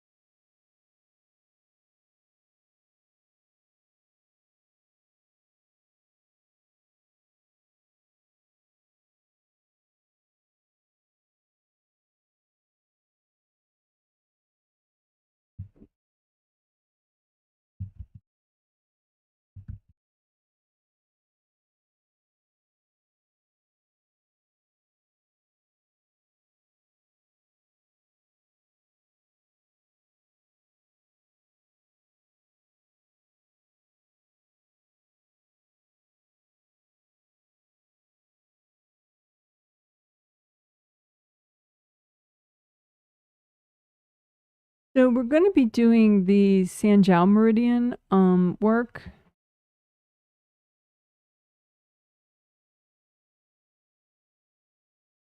So this shows part of it. The Sanjiao Meridian, it's that turquoise line going up the arm and the shoulder. But I'm going to show the whole thing with a video. And this video is not mine, but I like it a lot, of course. So see, it starts in the ring finger by the fingernail, and it goes up. The flow in this meridian goes upward through the elbow, and then through the shoulder bridge area, I call it. And then it goes around the ear like that. And it ends on the outside of the eyebrow. Right? So we look at that one more time. So that first point there, right at the fingernail, that's SJ1, right? And then SJ 10 and 11, 10, 11, right? So around the elbow there, SJ 10, 11, and then 14, 15.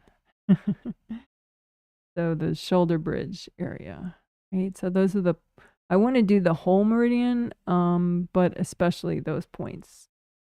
Sanjiao 1 by the fingernails, Sanjiao 10 and 11 by the elbow, and Sanjiao 14 and 15, the top of the shoulder. Okay. Okay. So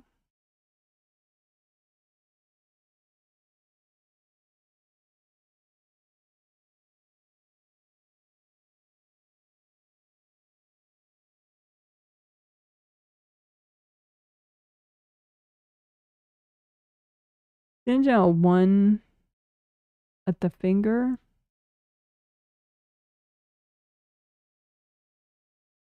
Let me see what point I want to freeze the video at.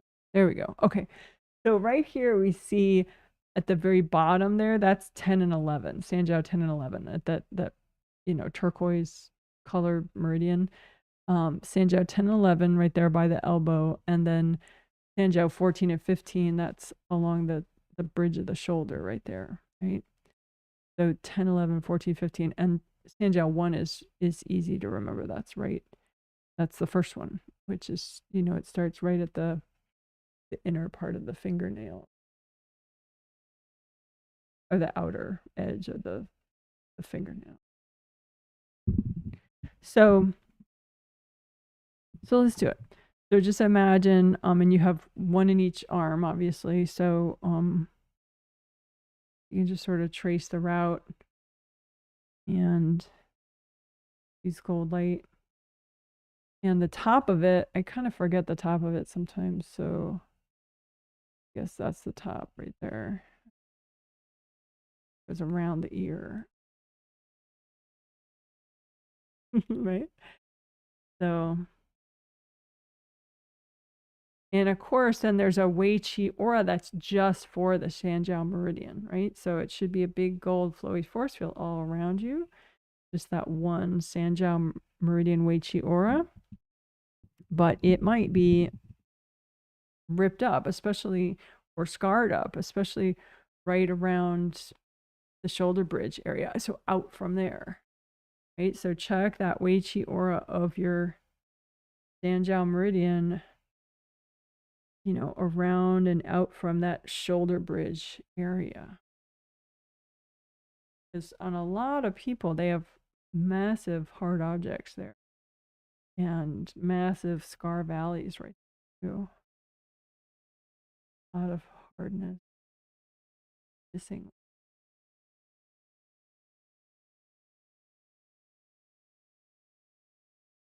And one of my clients had, she said she has a shoulder injury.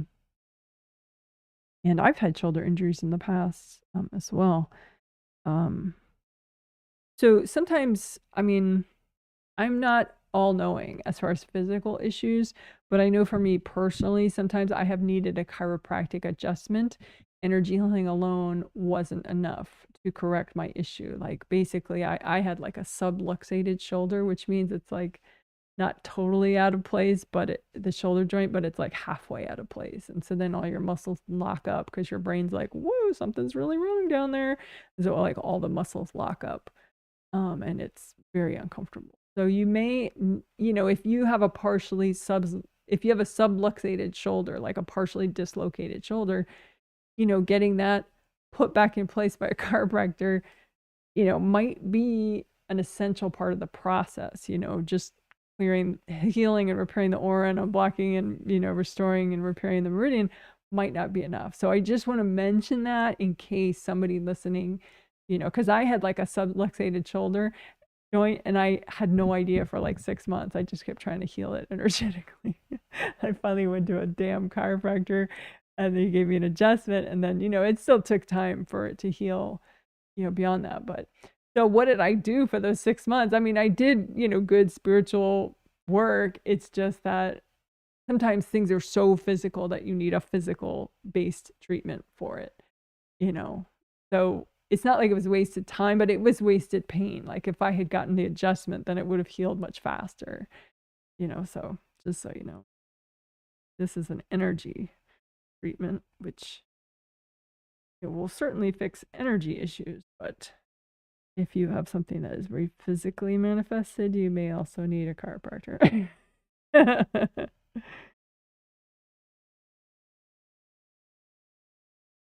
I didn't even know what a subluxated shoulder was. I just see, saw it in the movies, like if someone has a tremendous pain and then some big guy goes, and they're like, oh, but then they're like, oh, it's better, like I had seen that, but apparently you can have a halfway dislocated.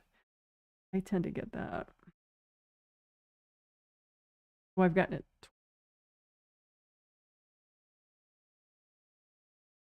Anyway, what are we doing? We're working the Wei Qi aura around, just the Wei Qi aura specific to the Sanjiao Meridian, that turquoise one in the diagram, specifically out from the shoulder bridge area, but everywhere. If you notice something else they whacked out in this aura. Lots of gold light. You say, angels, if there are any invasive beings in the way of this repair, can you please recycle them?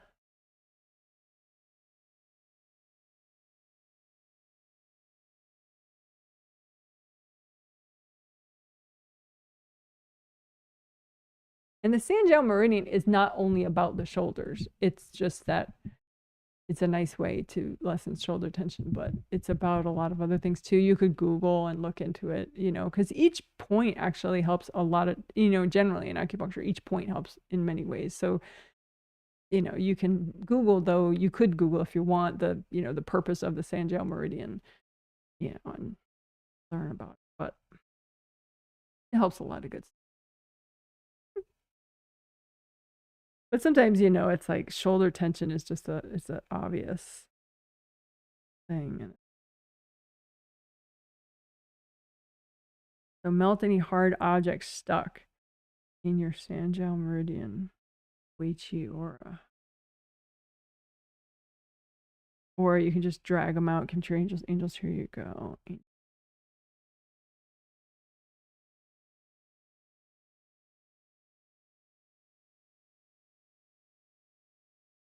And, you know, if you did have a lot of aura damage there of that Sanjiao Meridian Wei Qi aura, then you could also have, you know, the meridian itself could be smushed or scarred up. Chakras could be smushed. So just use enough gold light that things can uncrush and get repaired. And I really love how it outlines the ear like that. I think that looks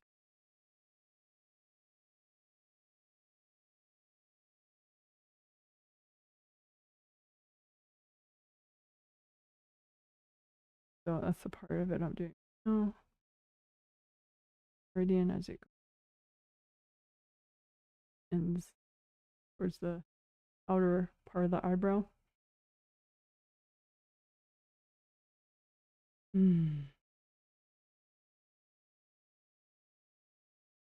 again, you want to just keep your intention healthy and gentle. So the early part of the meridian,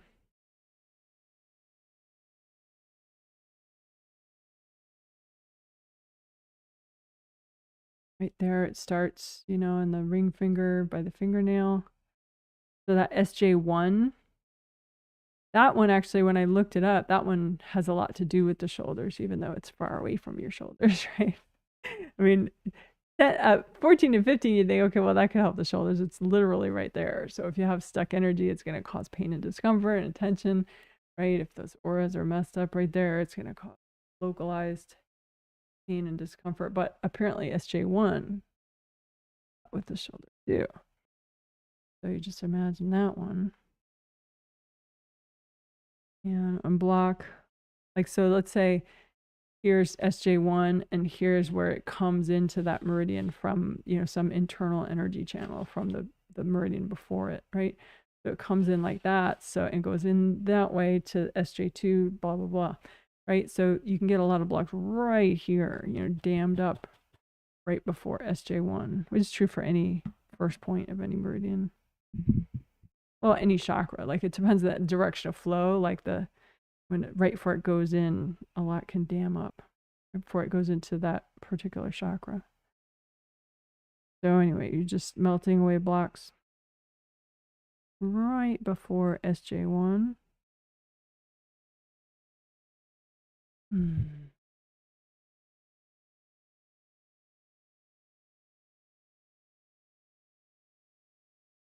And then SJ 10 and 11, that's right around the elbow right there.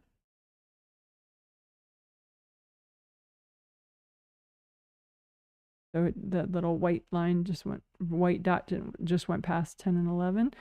Those are in the elbow. You're in or near the elbow. So just use gold light. You can bring up red earth energy too and just wash out this part of the meridian with red earth energy and gold light. Red is a good color for all your meridians.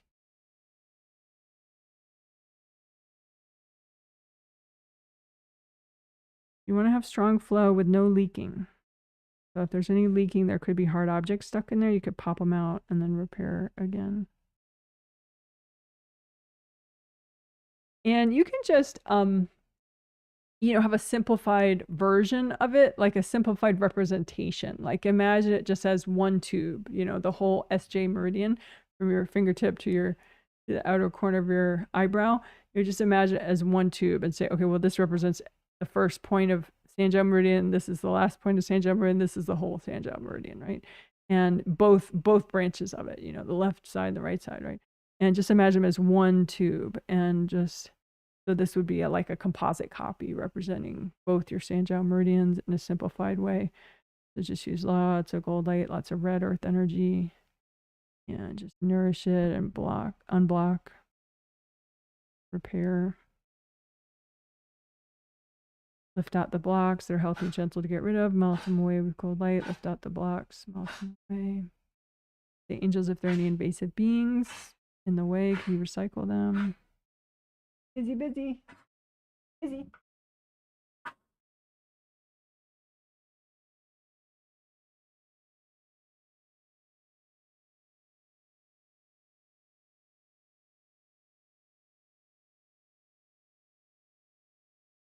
So you don't want anyone else's energy in this meridian. Just wash everybody out.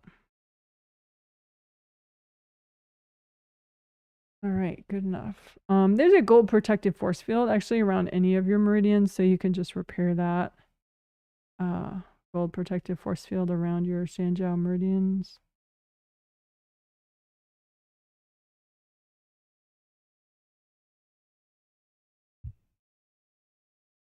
All right, good job, good job, good job.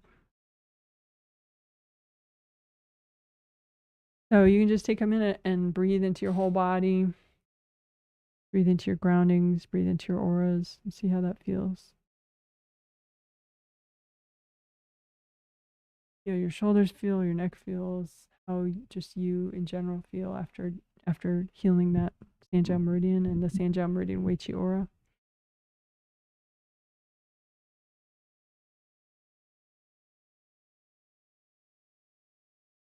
All right, good job, good job. Woohoo, you're a rock star.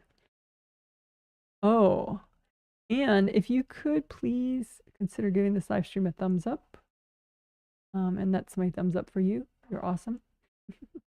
But if you do give this live stream a thumbs up, it can help a lot.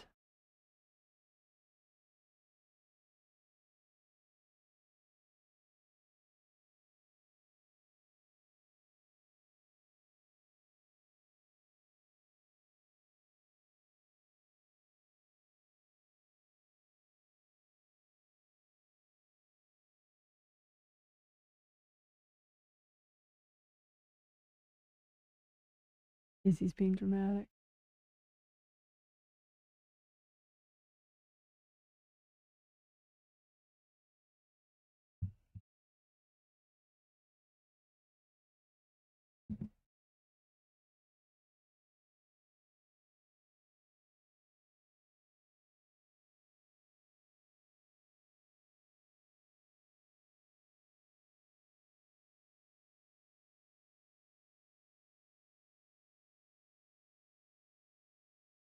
Texting my husband, see if he can take Izzy out. All right. So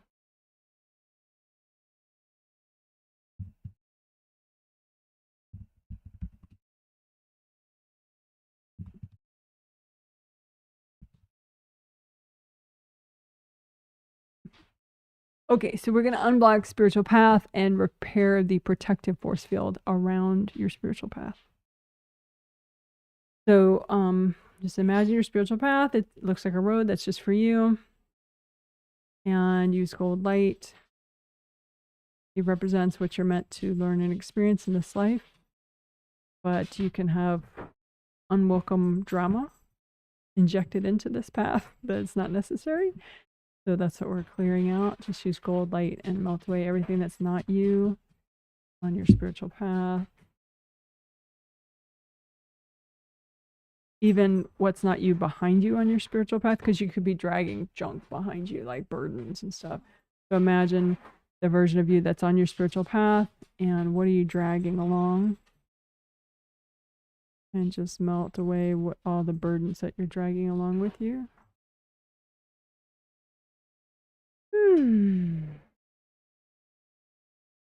Use gold light. Melt away burdens. It could be that like maybe coworkers or siblings have dumped stuff on you that you're trying to bring with you on your path, but it's not even your stuff, so it just adds to the confusion of it all. So like look at yourself on your path and just wash away and melt away anything from other people that got dumped on you on your path. You know, maybe it looks like brochures or books that people have given you, or maybe, you know, it looks like pillows that people have given you. Just your path is only for you. So if you have other people's junk, even if they meant well, it can cause confusion or even depression, stagnation. It just makes it hard for you to make progress. So imagine you on your spiritual path and melt away any, even if they're gifts from other people. You can, if you think, okay, maybe they're valued gifts, just wrap them up in lots of gold light and hand them to your angels. Say, angels, can you help me with this?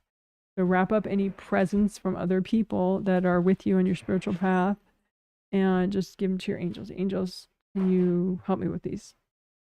So that way, you know, if there is something truly of value there on a spirit level, your angels will help you store it appropriately in a way that benefits you.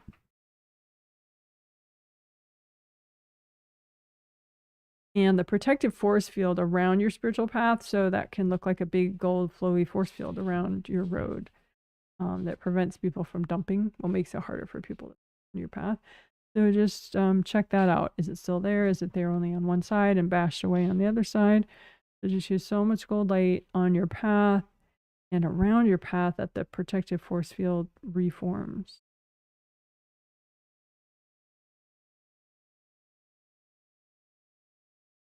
Above you, around you, behind you, in front of you. So it's like a nice big flowy tube or something that you protects your path.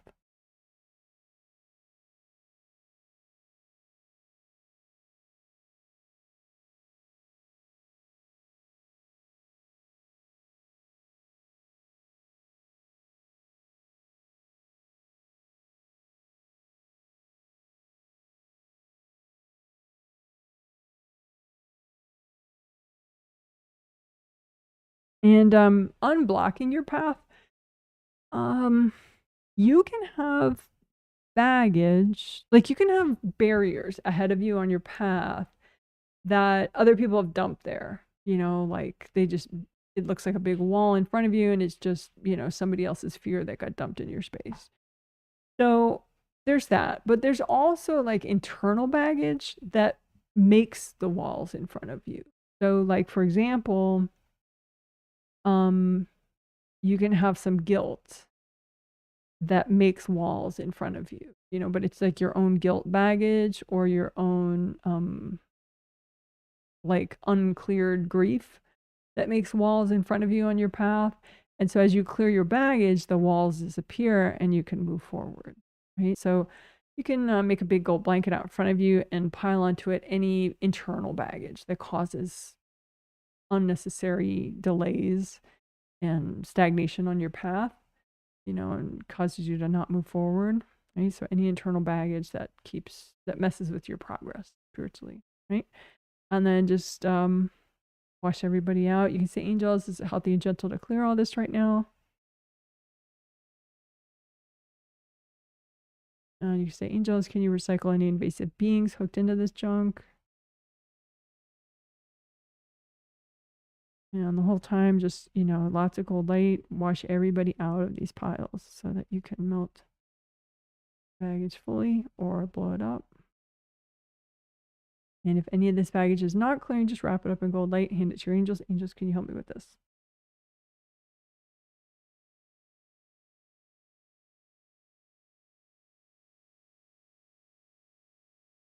And sometimes you feel like, okay, well, I'm not making progress, and that's really frustrating. You know, why? And sometimes it's like there's a step before the step you're thinking of. And that can be really frustrating because then you're like, well, I feel like, you know, like say, you know, we'll call the step that you're thinking of like step D, but you're not thinking that step C comes before step D. You're like, no, I need to do step D. But there's this whole step C that you're not realizing. And like you're halfway done with step C. And so you're not going to get to step D unless you finish step C, you know? So,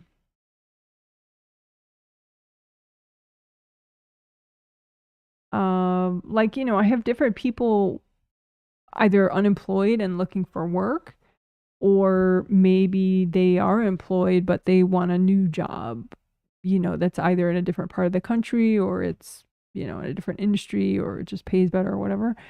And,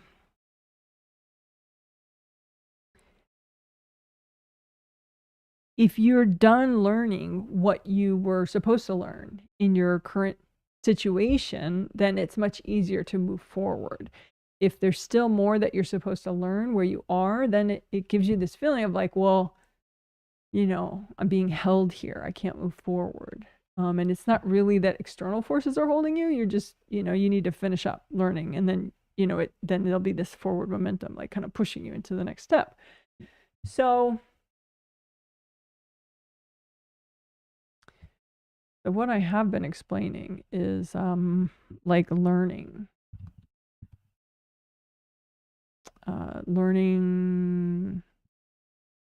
related delays, we'll call it. I mean, they seem like delays, they're not exactly delays. You know, it's like, why am I not doing D? Well, because you're still learning C. But you can clear baggage so that you can finish C as soon as possible. You know, maybe it's just you're a little stuck. And if you do, you know, 5 minutes of clearing, then you're done and you're ready to move on to D. You know, I mean, maybe you have to do that for a couple days and then you're ready. But anyway, so let's make a big old blanket out in front of you and pile onto it any so this is the doing part. Make a big old blanket out in front of you and pile onto it any baggage that to help you hurry up and finish learning at a certain stage you're at. I mean, life isn't a race, but sometimes, you know, you really, really, really want to be at this certain step and you know, so we'll call them any baggage causing, you know, frustrating or unsatisfying delays in your progress, right? So just put all that baggage out in front of you that's delaying your progress, but it's related to learning, right? And then, you know, bring up red earth energy, soak the piles. And then you can say, angels, is it healthy and gentle to clear all this right now? So they can edit the piles if anything's too much. And then you can say, angels, if there's any invasive beings hooked into this stuff, can you please recycle them? And then lots of cold light. Melt everybody out of these piles. Melt the cords from other people, from yourself. Use cold light from your hands. Melt it all away. And just keep melting all the baggage. So this is like baggage creating delays in your progress. Generally learning baggage. It's like you're just not learning something. You're not finishing learning. You can move forward. So melt all that baggage so you can hurry up. Move on to the step that's more fun. All right, good job. So if you are wondering, like, okay, am I done with this stage? Can I move on to the next stage? You know, and you're thinking about the learning aspect of it. You know, sometimes there's just divine timing, and so that maybe you can't rush, but sometimes it's your learning that's delaying it. And so you can look, okay, well, have I learned everything that I need to learn at this particular job or this particular you know, before this other event that I'm wanting to have happen as soon as possible. You know, what's the learning I'm supposed to do before that, right? And so, you know, you can imagine, like, you could imagine it in many ways, but one way is you imagine a bunch of check boxes representing things you're supposed to learn, and see how many boxes are checked. Because when all the boxes are checked, you learned everything that you were supposed to learn in that stage. And so then you can move on to the next stage. It's not learning that's delaying you, right? So just imagine whatever situation that you're in right now, and you know, how many check boxes are there for your learning, and then how many check boxes are checked already. And then, you know, if there's some check boxes still unchecked, maybe a little extra clearing right now would help that. Maybe you just have to do it over several days. You can use your intuition. But, you know, we'll do one more clearing. Big old blanket out in front of you. Put onto it any baggage causing, you know, progress delays related to you learning stuff. You know, you don't want to be like a slow learner. So put all the baggage associated with learning delays, delaying your progress. And again, angels, is a healthy, gentle to clear all this right now. Angels, can you recycle any invasive beings in the way of me clearing this? And then just lots of gold light, melt everybody out, melt their cords out, melt the body, or blow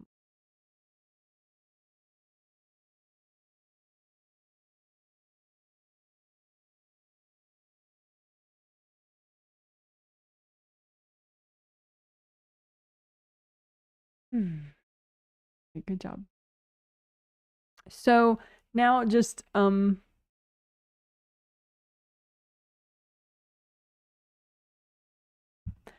look at, you know, you on your spiritual path. Are you on your path? Are you moving forward? Are you looking forward? Are you moving forward? Yeah, just give yourself a little healing, this part of you that's on your path, and you can notice any obstacles in front of you and just melt those away. And if they're not melting away, think of the baggage that is internal that's creating those blocks, and melt that internal baggage. So maybe it's fear, maybe it's grief, whatever internal baggage is making obstacles for you on your melted away.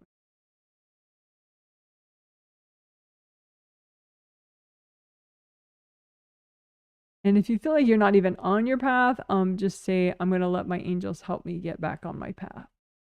I'm going to let my angels, something like that, you know. Angels, help me get back on my path. And sometimes if you're really confused and you don't know, you know, if you're moving forward or not, you can just say, I'm going to let my angels, I am letting my angels help me move forward on my path. Then you can imagine like them holding your hands or something, your angels, and just walk forward with your angels. Oh, right. Good job. Yay, good job.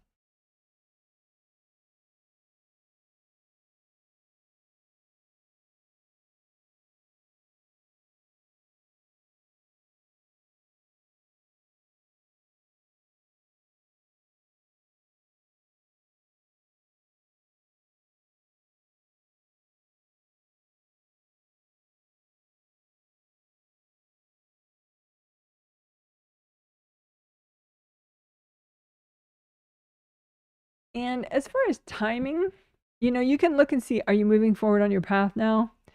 And we were talking about, you know, learning related delays and different, you know, obstacles and stuff. So see if, are you moving forward on your path? And then if there's a specific project or something, or, you know, of manifesting a certain thing, like a new job or a move and a new job or whatever, just, you can imagine a subset, you know, so a path that just represents that aspect of your life, and see, are you moving forward?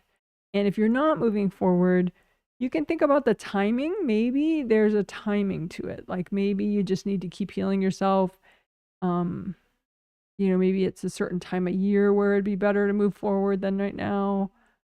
Maybe, you know, there's something that's you're not meant to control, you know, because sometimes there is stuff that you can do right now, which is pretty exciting. You know, you can do right now and that'll help the situation. But sometimes, you know, there's just divine timing and there's a time of year where it'll be better, or, you know, you just need to spend more time on this one stage before the next stage. So try to just be neutral and not be so attached to the outcome, and just watch yourself on the path and just see, you know, the specialized path about this project that means a lot to you, and just see, you know, where you're at. Are you moving forward? Are you looking forward? And what's the pace you're moving forward at?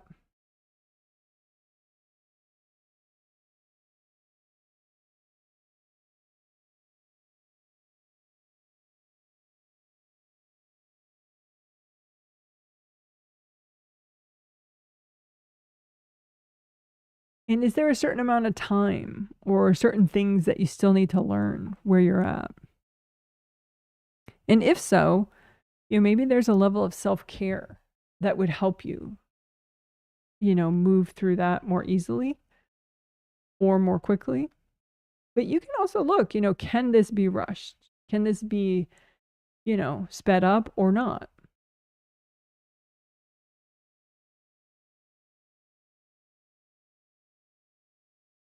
Because sometimes you can learn, like, not being able to rush something causes you to learn something that you wouldn't have learned otherwise.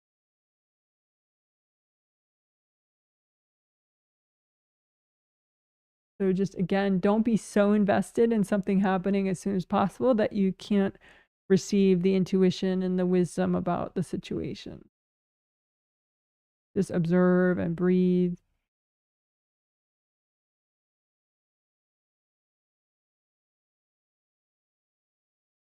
All right. Hope that helps.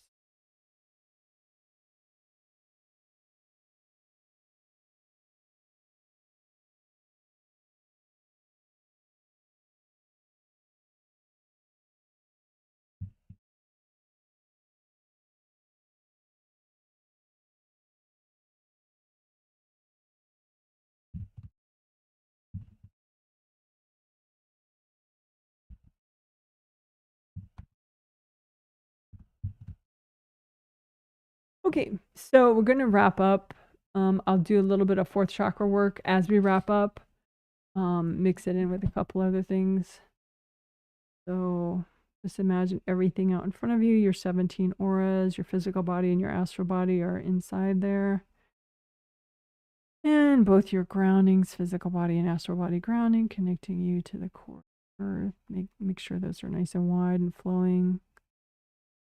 Unblock them. You can sweep all the blocks together all at once and melt them away. Just do what's healthy and gentle to do right now. But sweep your blocks together in one spot and just use so much gold light that they melt up.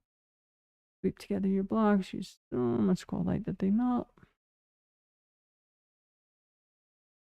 You can imagine yourself and all your backlash people that are most likely to whack you, throw energy at you for one reason or another. Could be something really trivial, whatever, doesn't matter. These are just backlash people. You're not judging. It's just a fact. Just is what it is. And don't touch them. Don't say hi. Just, I mean, you know, just use gold light and melt the cords that are leaving your space. They're somehow going from your space to theirs. Doesn't matter who started. You started the cord, they started the cord. So just melt the cords. Don't send gold light to them, though. Just use gold light in and around your space and melt all these cords going to your backlash people. Melt the baggage that your backlash people tend to cord that's within your space. Melt all those cords. All right. You could redo your gold buffer zones. Those are big gold force fields that you can make and attach to the outside of your astral body aura and your physical body aura. And if you recreate them enough, they are nice and protective. They help delay the aura damage, help slow it down. Come through the tops of all your auras, the bottoms of all your auras. Nice and unblocked. Unblock all your receiving zones. Your auras are receiving zones, basically, all of them, every part of your aura. So are unblocked enough, you get to bring in your new energy from all sides. There's above front of your body, behind you, and beneath you.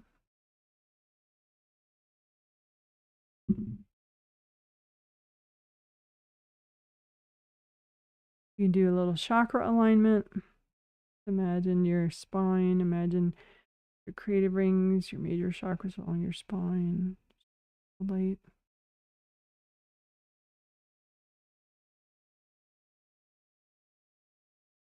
Chakra alignment is basically using gold light so that everything pops into place.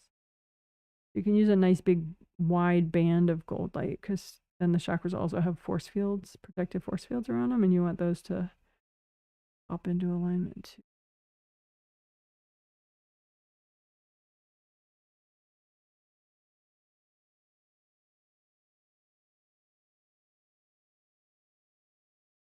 We could do clear STEBs. Just make a big pile out in front of you of any leftover energy blocks that you have that are triggered and annoying you on any level. And just say, angels, is it okay to clear all this right now? Angels, can you recycle any invasive beings plugged into this junk? Lots of gold light, melt everybody out.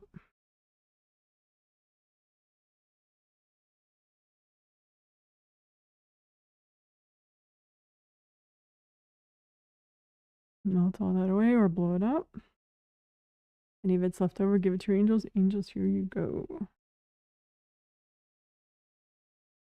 Unprocessed stress pots is like it's an easier visual way to imagine your headspace for like new stressors, because sometimes events happen and you can't process it instantly, so it's like you kind of shove it a little bit over and it's queued up to be processed, and you can't do that too much because then you feel like you can't handle anything new, right? So what we can do is just clear out all the old stuff. So you imagine these pots that are supposed to contain your unprocessed stress, and empty all the pots, melt away, you catch up, melt away, use gold light and melt away the contents of all your unprocessed stress pots so that you are ready for it. If there are cords going into these unprocessed stress pots from other people, just melt the cords. Again, you don't have these pots, they're just like a metaphorical representation of your headspace, your capacity for new things. Melt all the unprocessed stress. All right.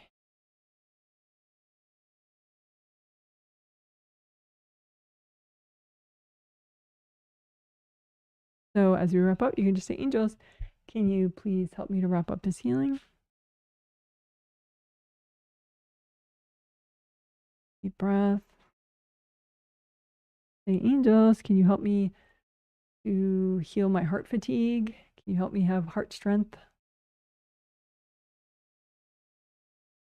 Deep breath. Angels, can you help me with my enthusiasm and my motivation?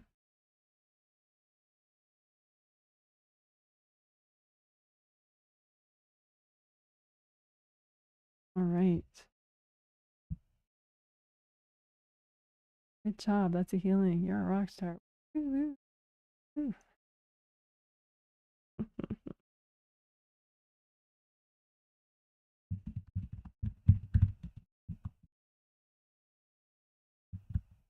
Okay, so the healing part is done. We'll have a bathroom break, and then we'll have a little stretch break where if you want, you could do your own stretching. And then I will do 30 minutes of a little discussion afterwards. If you have any comments about the theme or something I said, you could, text chat it, and I'll read it out. If you wanted me to look at you, I would, unless you're new, if you're a newbie, I won't judge whatever, you can ask me a question, that's fine. If you know my work already, you're not brand new to me, then I would encourage you to do it in a more empowered way and just say, well, okay, this is my issue, but this is my own read on it. You know, I think maybe I need to work my grounding more, or I think I need to work, you know, melting cords between me and this person more, or I need to, you know, take a stab yourself at reading it. And, you know, like, what is the issue? What is the cause of the issue? And what you can do about it through self-healing, other behaviors. And then I would just validate, you know, what you said, like, see if that's what I see too, or, you know, if I can add anything to that. Okay, so that's what we would do. That's going to be for 30 minutes. But let's do a bathroom break first. So I'll get rid of the camera so that you can, oh, let's do something more interesting than that one.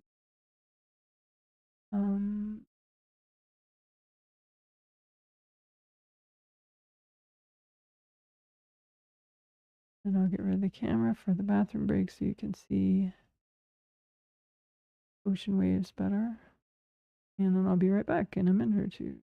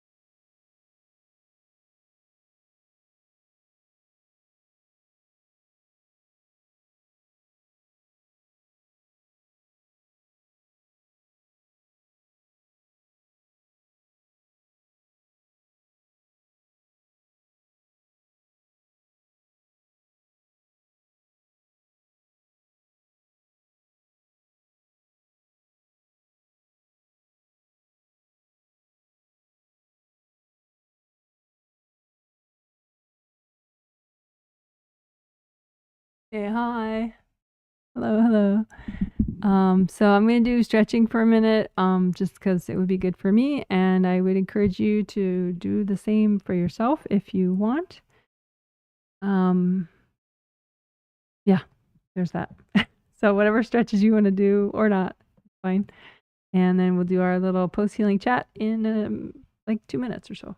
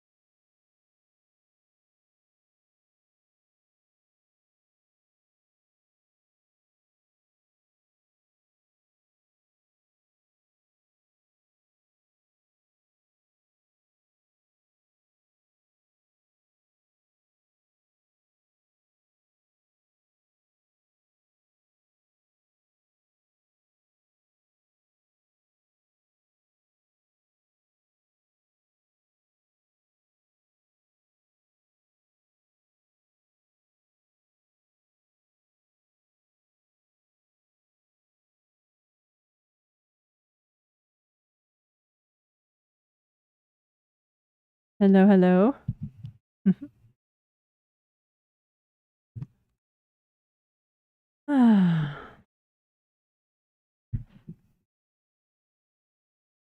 So I hope you had a good break.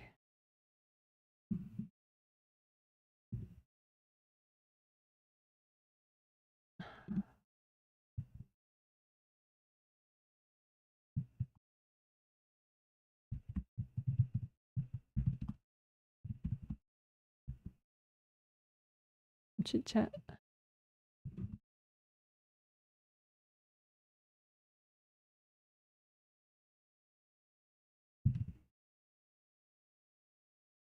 Oh, and happy Juneteenth. In the US, today's date is actually a federal holiday, which is good. Juneteenth, when American enslaved people in Texas finally found out 2.5 years late that the Emancipation Proclamation had been signed and they were no longer slaves. They were not told that for 2.5 years until Union soldiers made it all the way down to Texas and made it so.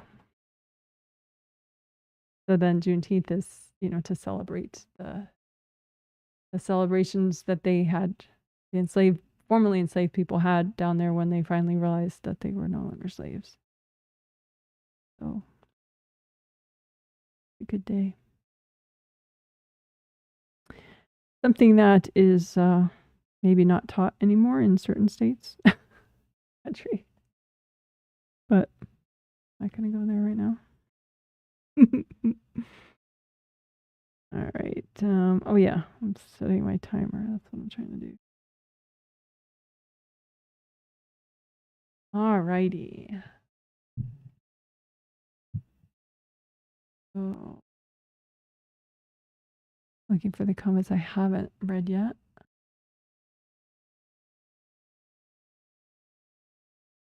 And says, what if not hiding feels super dangerous? How to help that in the moment?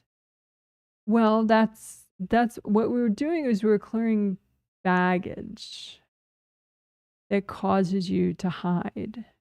So it just means you need to clear more. You know, clear fear. If you feel afraid, clear it. I mean, unless you like living in fear, but who likes living in fear? So just keep clearing the fear. Like I said, when angels, if angels protect you, that's really safe and good. If you let your fear baggage kind of cover you, it tends to attract darkness, actually. So it's does the opposite of what you intend. An example of this that I experienced more when we were living in Chicago, because out here it's so underpopulated that I'm not usually walking behind other people unless I go downtown. But very suburban out here where we live. So if I'm on the street, there's like nobody else walking on the street. Like we don't even have sidewalks where I live. But anyway, when I was in Chicago, I could tell like if I was walking behind somebody that had really like spooky energy, I was like, whoa. And they had really kind of intimidating big energy but it was like invasive, kind of like a dark kind of frightening energy. And I'd be like, whoa, that person. And then I would notice that they were just a fearful person, and so their own fears attracted danger, and their own fears were trying to project like a scariness towards the world. Like, okay, I'm scarier than you are type idea. And it becomes a very dark game, where invasive energies can sense your fear, and that's attractive to them. So there's no like, okay, I'm just going to be terrified and safe. Yeah, your angels can protect you, but it's not, you can get much safer by clearing your fear, because then you're not attracting darkness to you. You're not attracting, dangerous people to you. It's just further proof that the world is not fair, because if it was set up on fairness, then if you were afraid, you'd have this aura of safety around you magically, rather than attracting darkness and danger and invasive energy. But life is more structured around learning and not at all structured around what's fair. So anyway. So yeah, if you feel afraid, then you have to clear fear. And if that sounds too vague to clear energy blocks causing fear, you can look at your legs, unblock your legs, bring up red earth energy through your legs. See, are you in your legs or are you above your legs? Maybe you have much more flow of earth energy in one leg than the other. Maybe the front of your first chakra is all blocked. So you're bringing in earth energy, you bring up earth energy, but then it just like spills out the front. It can't go in your first chakra and clear it out. Because your first chakra, if it's unblocked, it generates courage and safety and abundance for your first layers. So if it's too blocked and you're not there, then it's like crusty, weird fear stuff. So yeah, just work however you want, just clear fear baggage more and more and more, or pair that with stretching, or pair that with, cleaning out your legs and bringing up red earth energy, unblocking your first chakra, unblocking your first layer. You can do affirmations, I am releasing fear. Fear does not own me.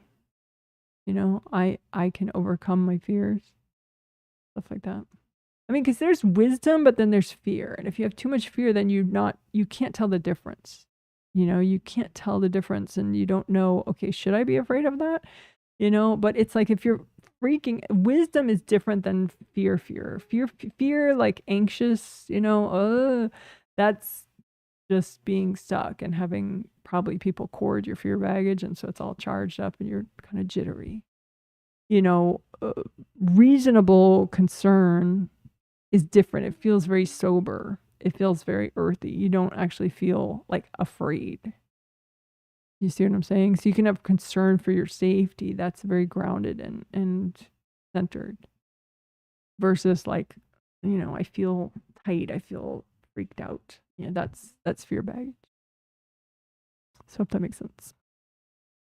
Someone says, morning, Janet. Slow start in Australia. It's cold and winter here, but lucky I live in Queensland and not snowing. Yeah, because you guys have winter. You guys are, yeah. You're getting into winter or leaving winter? You're getting into winter, right? Lucky you live in Queensland, so it's not snowing. Thanks for the healing skills. Has helped me a lot. Love your work and flowers for you. Thank you. Thank you. Thank you. Well, cool. Yeah. Yeah. Stay warm. That's always interesting. It's only clients from Australia that I have typically that have the whole different season like that. I mean, Southern Hemisphere, but I don't have many. The only Southern Hemisphere clients I have typically are Australians. So hello. It says, thank you for the healing, Janet. I feel so mellow. Loved the clearing the hiding baggage and the spiritual path work. When looking at my new job move path, it seems like less of a timing thing delaying me and a blocks thing. Did I read that right? Looking like the giant pile in front of me on my path, I do see angels helping me forward. How did my mom and sister do today? They were really beating the crap out of me last night. Your mom and your sister got the healing.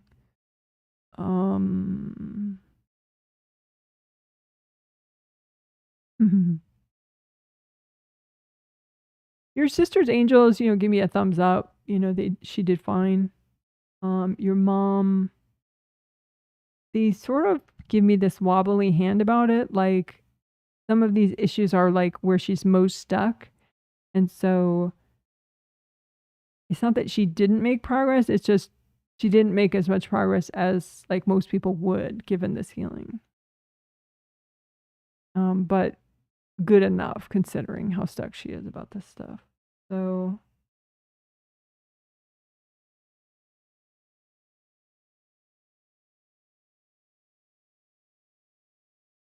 I think it's the multigenerational burdens.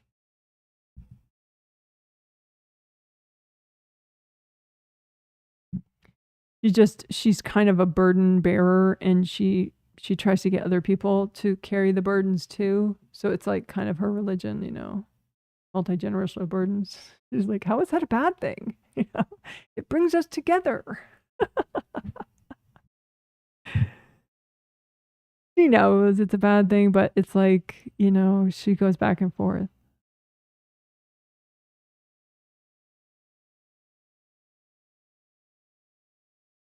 It's like, it's just a hard habit for her to break.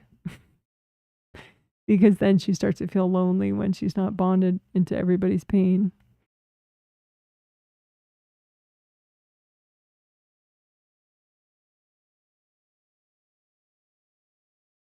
Still work on it more with their angels. She needs to do more like flower healing to nourish, so she doesn't feel like the absence, to fill up the inner emptiness that she has so she doesn't have to carry everybody's pain.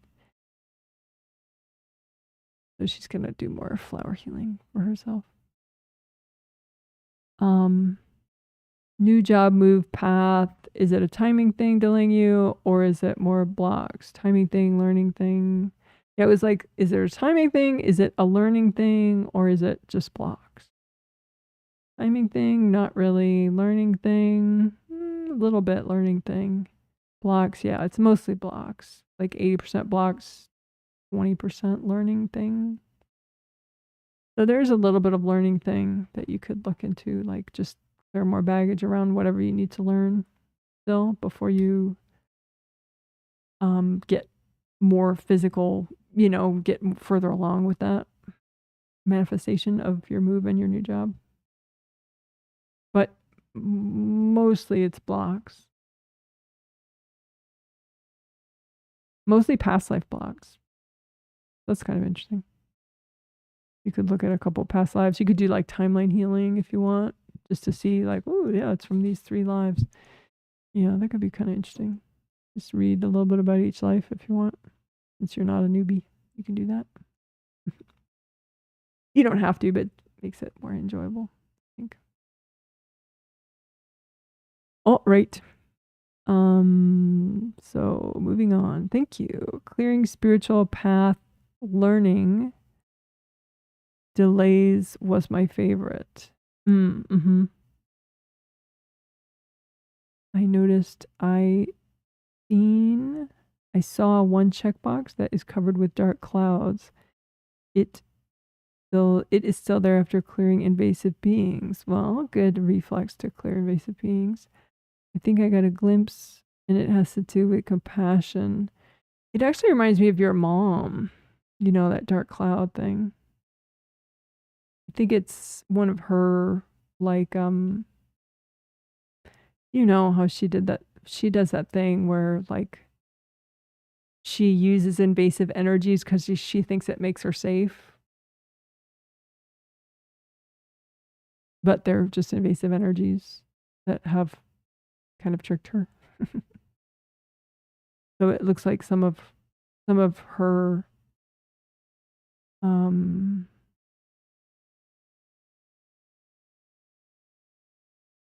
I think if you clear more agreements with her, then those energies can clear out. Because it's like you still have, if you look at how many agreements you have with your mother to protect you, because she kind of brainwashed you with a lot of fear. And then she does this invasive, you know, protecting energies kind of thing, you know, spells or whatever she does. And he thinks it's protecting you, but it's a bunch of invasive energy. And so I think of the agreements that she kind of strong-armed you into or scared you into when you were a kid, between you and her,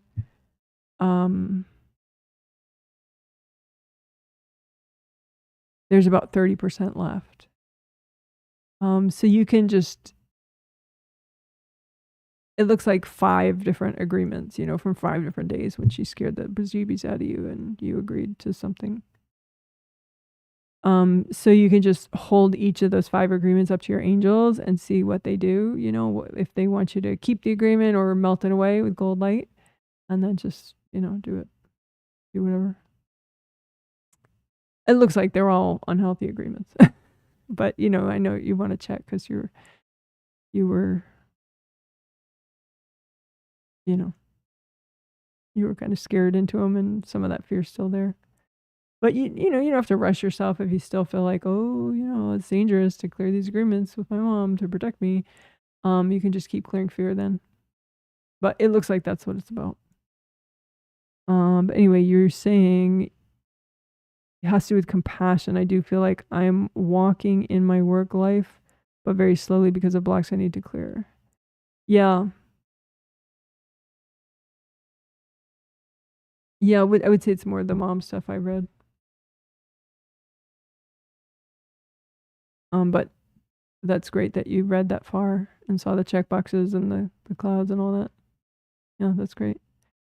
It says, thank you, Janet. I wanted to ask if the situation where I can't find competent doctors is learning delay. This has been going on for months now. I asked my angels to help, but still no changes. I think part of that has to do with the situation, you know, around you, and that some people have left and some people are still there. And so there's a bit of a brain drain in the area that you are. So I think what you can, because sometimes what you learn has to do with what questions you're asking. You know, so like, for example, you can ask your angels, do you need to, you know, find a way to go to a different geographic area in order to find the healthcare that you would like, you know, or in order to find the quality of life that you would like, you know, or the job that you would like. You know, is it an issue with your geographic area? I think, you know, put that on the table as far as your inquiries with your angels on a regular basis. Just think about, well, in this geographic area, is this, you know, can I receive this? You know, do I need to stay here and just be patient, or, you know, or what? You know, ask your angels about what they think about you staying in your geographic area or not staying in your geographic area. You know, you can show them a map, you know, show your angels a map and have them, you know, light up something in like fluorescent pink where they want you to be. You know, that's how we got to Olympia, Washington. The angels told me that we should live here, so that's why we're here. Worked out nicely. But yeah, we were in Chicago, and I mean, we knew we were going to move. We didn't know where, and we were thinking about different areas of the country, and then we were thinking about Washington and/or Oregon. But then the angels were like, Olympia, Washington. So we're like, okay. So you can do that with your angels. Have them be pretty specific as far as where they want you to be and when they want you to get there and how they want you to get there, if that's at all the case. You know, but it just looks like if you're not open to that discussion with your angels, then you could be missing it if they do mention it. So I hope that helps. Someone says, hi, Janet. I have been able to study well since yesterday morning after procrastinating for months. Rockstar. I have cleared my parents out more and started yoga. Look at you. And cleared some passive blocks the last week. That's nice. Has that made the biggest difference? I'm really happy with the change and want to keep it up. Still some bouts of crying and anger, but getting over it faster too. Your angels are showing me there were like 5 parts of, I don't have it written down well enough probably to take it from my notes. Right.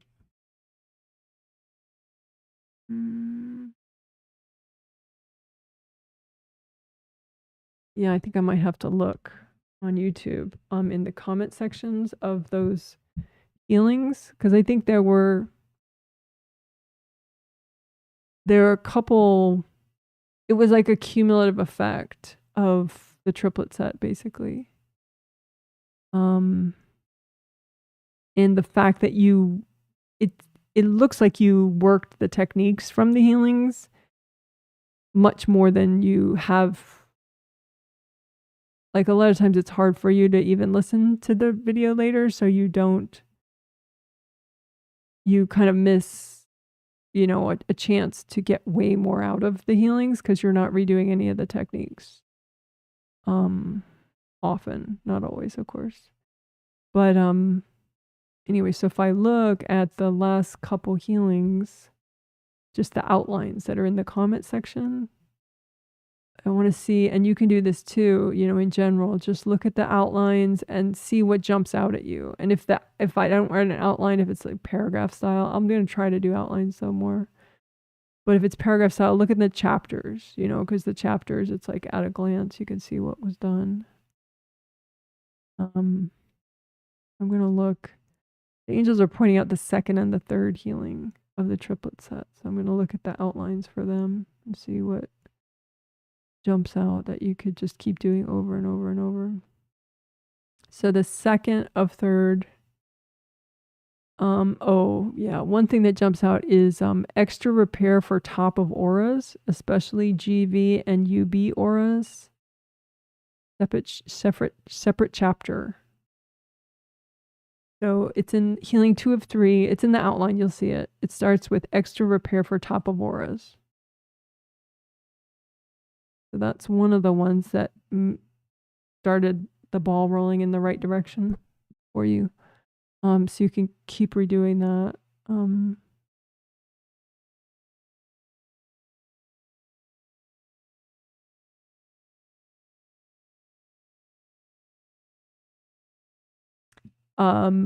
And then just above that, in Healing 2 of 3 outline, melting resistance walls, so you can better sense benevolence that exists in the world.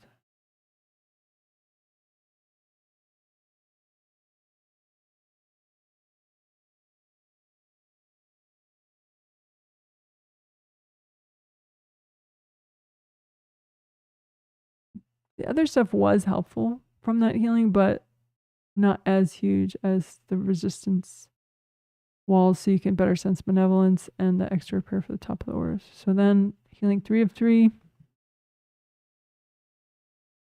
looking at the outline in the comment section.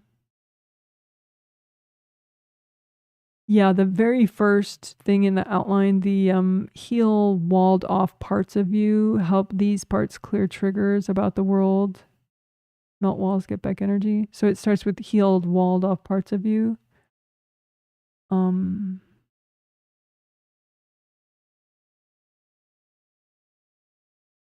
the walled off parts are always the most screwed up for everybody. So that was a part that you could keep repeating. You don't have to use the recording if you can just freestyle if you want to. And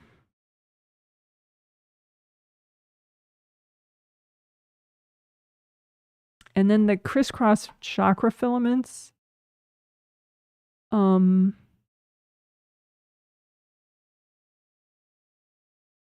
Especially 4, 3, 2, 1. Especially 4. If you only do one of them, 4th chakra crisscross filaments. And those, they're each their own chapter, so that'll be easy for you to just pop right into the one. I mean, of course, you could freestyle too, but if you like to walk through. So the crisscross chakra filaments from Healing 3 of 3. And then the 7th to 8th chakra, repair that connection and unblock that connection. So yeah, you could just redo the stuff that started that got rid of your inertia and started the momentum, the forward momentum. That I mentioned, those 2 healings.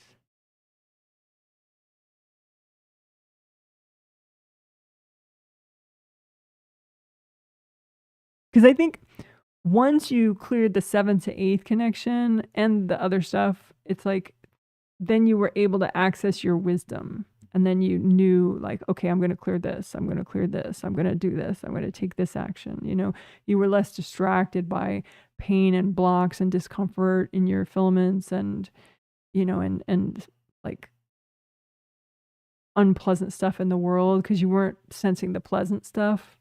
You were only sensing the unpleasant stuff. And so with more pleasant stuff, awareness, and then less drama in your chakra filaments and more wisdom, it's like then you just, it's like boom, boom, boom. Then you were more surgical about, okay, I'm going to do this. I'm going to do this. This will help me. This will help me. Your intuition was better. Everything kicked in. So I think if you could just, keep repeating those sort of building blocks, then, then your intuition would tell you, any extras or any sort of more things that you could do at that point. So I hope that makes sense.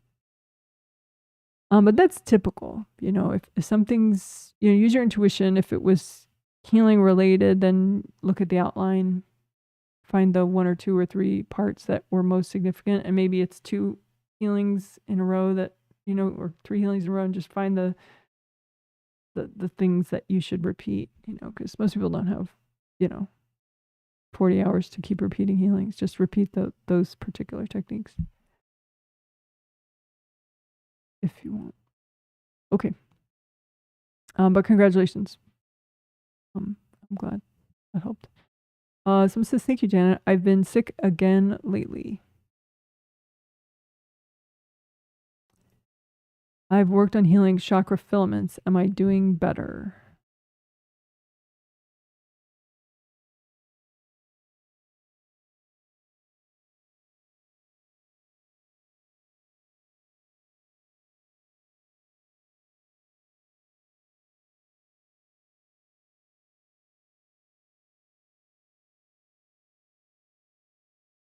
Your 7th chakra filaments are fine. 6th chakra filaments are fine. 5th chakra filaments are fine. Fourth gets a little iffy.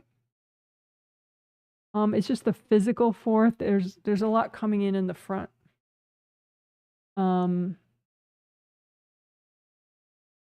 Be different. Yeah. Okay.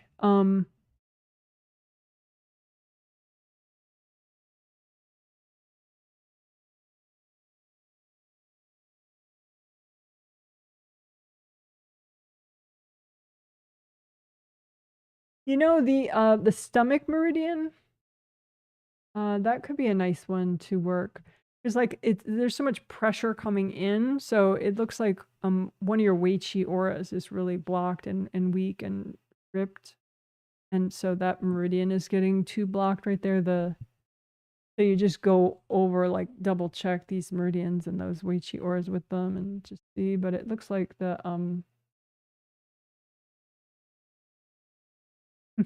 biker shorts. There we go. Okay. So those are the meridians that you'd want to double check. CV meridian we just did now, so that one's nice now. The orange is kidney meridian and the green is stomach meridian. And if you forgot that, you just watch those videos, the 12 meridian videos. Figure out which is which, but green is stomach. Anyone's not bad. It's more the stomach meridian. So you could just read, watch the stomach meridian video and repair that stomach meridian Wei Qi aura and repair those stomach meridian chakras, particularly around the tummy area and chest area and neck area, the whole area.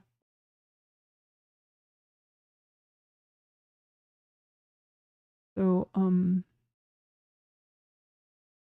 I think your 4th chakra is kind of iffy, but it's because there's so much pressure, and this is the stomach Wei Qi aura is ripped up so much that it just puts pressure on the front of 4 3 2 1. So it's not, at this point, it's not so much a filament issue. It's more that particular Wei Qi aura.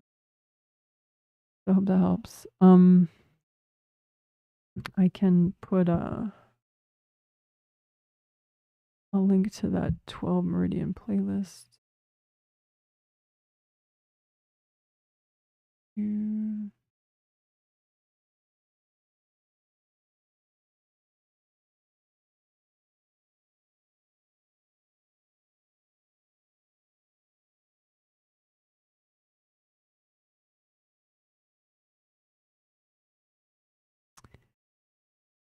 All right.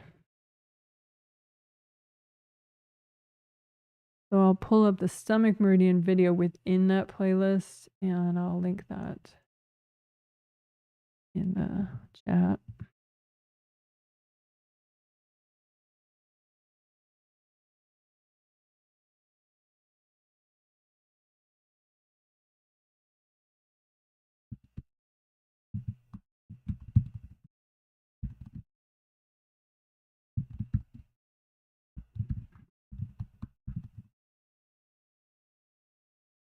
Okay, so I just linked that. I hope it helps. You probably already have a link to that playlist, but if not, you know what? I should feature that on my YouTube channel page.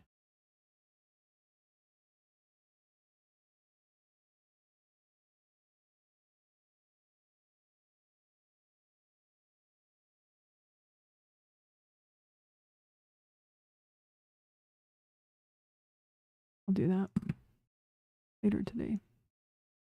Alrighty. So that helps. I'm sorry you've been physically sick.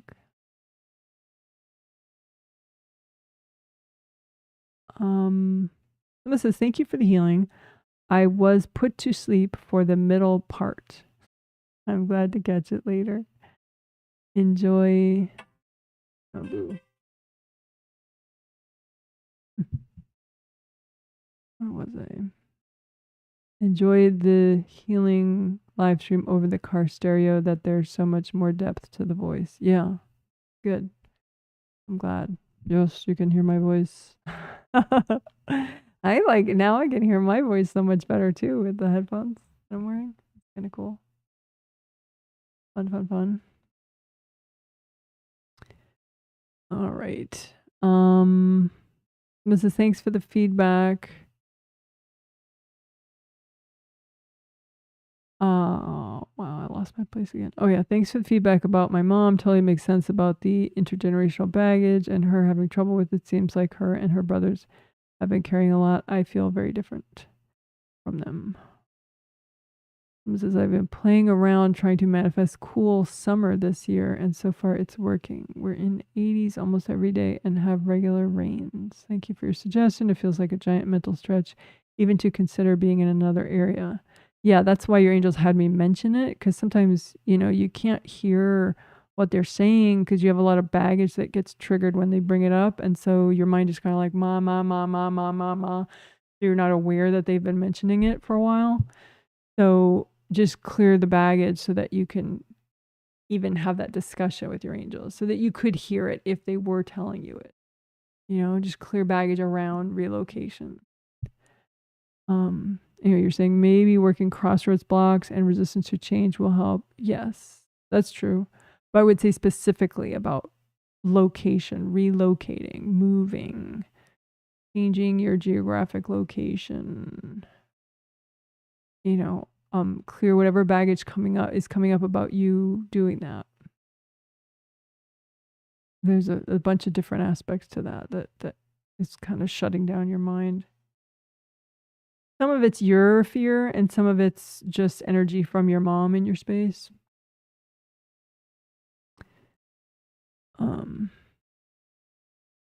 Anyway, someone says, thank you, you're welcome.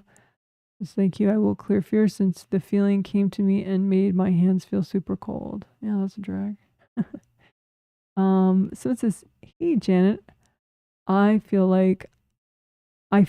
I'm having a major soul destiny rearrangement and I'm feeling change that I can't comprehend fully. I feel I was having trouble with direction. Can you please share anything you see?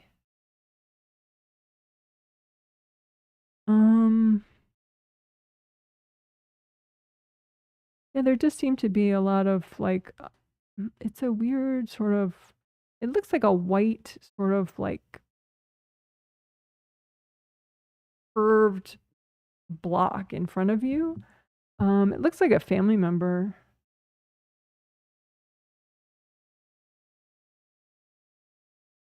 It seems like a sibling or a sister-in-law, or yeah, it doesn't seem like one of your parents. It seems like somebody a little bit more socially at your level within the family structure. So that's why sister-in-law, in-law, sibling, something along those lines, or like even an ex or a former friend, something like that. But it's from a person. It's energy blocks from that person in your space, and it forms these big walls in front of you that kind of like blank out your thoughts. So you can just a fun one. I don't think you've done it before. I don't know that it doesn't seem like I've healed you before from your YouTube ID, which is fine, but that means you maybe haven't heard. I have this video playlist called short video playlist, and it's featured on my YouTube channel page, and it's got, as opposed to these like long 3-hour live streams, it has short stuff that I've like clipped. Most of it I've clipped out of these long live streams, and there's this one playlist in it. There's one video in it called "Clear People Out of Your Space in 3 Minutes," using the invasive people room melt floor technique. So I will link that video. But then if you want the whole short video playlist, just go to my YouTube channel page and look for short video playlist. But this one is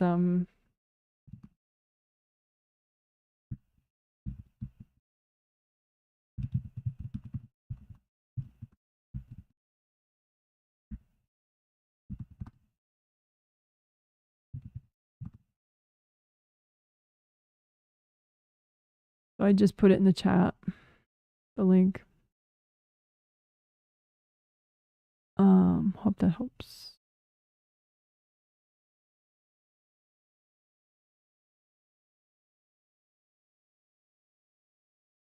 Also, you could work your grounding. Like in the short video playlist, there's 2 grounding videos. Also, we always do grounding it towards the start of any of these big long live streams. We do grounding.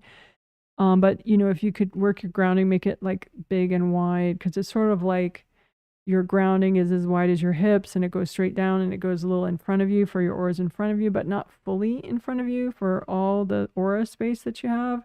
And it doesn't really go behind you. So you end up having like people kind of behind you that you know in your space, like in the back of your aura and the back of your grounding, because your groundings don't expand back all the way. Ideally, you want your groundings to be really wide as all your auras behind you, in front of you, all around you, so that then it facilitates like a downward flow and release of anything that's not you all the way down to the core of the earth. So you could work that more. Like imagine the backs of your auras, the back of your grounding, and just, you know, make the grounding wide, make your, you know, comb through your back of all your auras, and just to remind yourself, hey, this is my space. This is my space.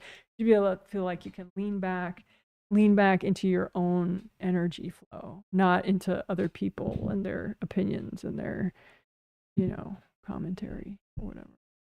Hope that makes sense. So you could work, you know, just combing through the back of your aura, the back of your groundings. But, you know, any of those, they're like 2 grounding videos that we do in the short video playlist that you might like. Yeah, I feel I kind of got disoriented. Yeah. So it's you're not as screwed up as you feel. Hope that makes sense. It's just there are certain key strategic things that you could work on, you know, like I said, the back of your ground, the back of your aura is just like take back that space with lots of gold light. So there's flow and it's you. You can say, angels, help me to do this. Help me to re-own the back of my space. Help me to re-own a nice wide grounding. You know, angels, help me to have strong boundaries. That kind of way. The theme actually for both healing sets in July is strong boundaries. So you could purchase those healings and I would heal you in those healing sets. But if that's just your intuition says you prefer only to heal yourself, you don't want me to heal you, that's fine. You can just watch along and do the techniques live or do them later as video. But all next month we're dealing with strong boundaries. And that's pretty much, it seems like your primary issue. Because it's like, if these people weren't in your space, then there wouldn't be those sort of mind-numbing blocks in front of you on your path. You're kind of, it's like you're not, you just let yourself get kind of turned off like a light switch, you know, with people in your space. Some of them definitely mean well. I mean, most of them don't think they're harming you. You know, it's just some people, you know, like you kind of have to, you know, make them leave. They're not going to leave your space. It's like sort of being invasive is their default because their parents were invasive and they just don't know any different. You know, it's not like they're particularly trying to crush you, but they kind of are. Anyway, hope that makes sense. But there's always good news with energy healing. One says, yes, link to that Meridian playlist would be super handy. Thank you. Yes, it is in the chat. When just above your comment, actually. So I had already linked it. Link to stomach video with the 12 Meridian playlist. See, if you go up 2 comments ahead of yours. Maybe we sent our comments at the same moment, so you didn't realize. But yeah, it's already in the chat. The link to stomach video within the 12 Meridian playlist. Just click on that, and that'll pull up the whole. Yeah, it should pull up the whole playlist. The other one, I don't think pulls up the whole short video playlist. Anyway. Okay, cool. You guys are awesome. I hope you enjoyed the healing. There's another one on Sunday.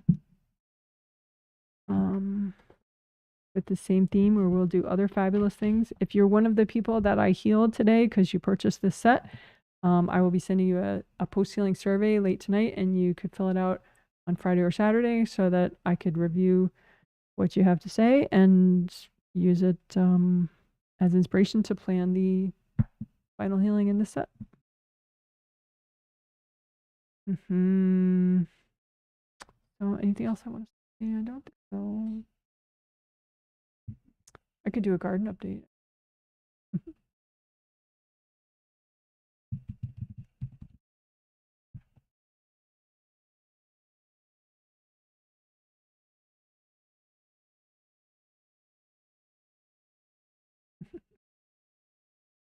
I'll have a visual matching the theme, the topic. So garden update, I did start to get tomatoes in the ground. I have cherry tomatoes in the ground, and then I have 2 of this tomato variety that we called Lorenzo's Red Rocket, because we don't exactly know what variety it really is. Because last year I had so many varieties, and then I dropped the whole tray and all the labels flew away, and I have no idea. And plus, even then, when we compare this tomato that we got to like all the varieties that I had ordered and their photos and what they're supposed to look like, it looks like none of them. So maybe a seed company just got some of their seed mixed up. But anyway, so we called it Lorenzo's Red Rocket, and it germinated really well, and so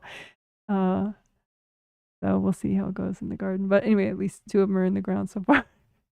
I have a lot more to do, but I was doing other weeding projects, and it's sort of like preparing. So I'm building up momentum. It's not quite visually obvious yet. Well, no, it is actually. You can see a bunch of clearing that I did out of different areas. But so I'm cautiously excited. So that's my garden update. The weather has been very accommodating. I definitely can't blame it on the weather.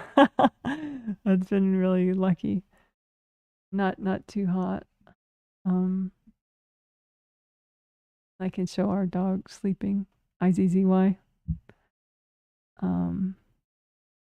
Oh, somebody says that's reassuring. Thank you so much. I felt it was an ex. Yeah, it does seem like that, but I think it's a couple people, because the whole back of your aura and the back of your grounding. It's not just one person. But yeah, I think there's somebody who's more predominant, and then there's like 4 others that are kind of like getting in there. Honestly, felt he was just testing me, and it was a soulmate reunion. Then I felt his sister hated me, so I kind of froze. Thank you so much. Yeah, she's one of those people I was reading as a sister-in-law. Thank you so much. I'll utilize that video. Thank you for your calmness. You're welcome.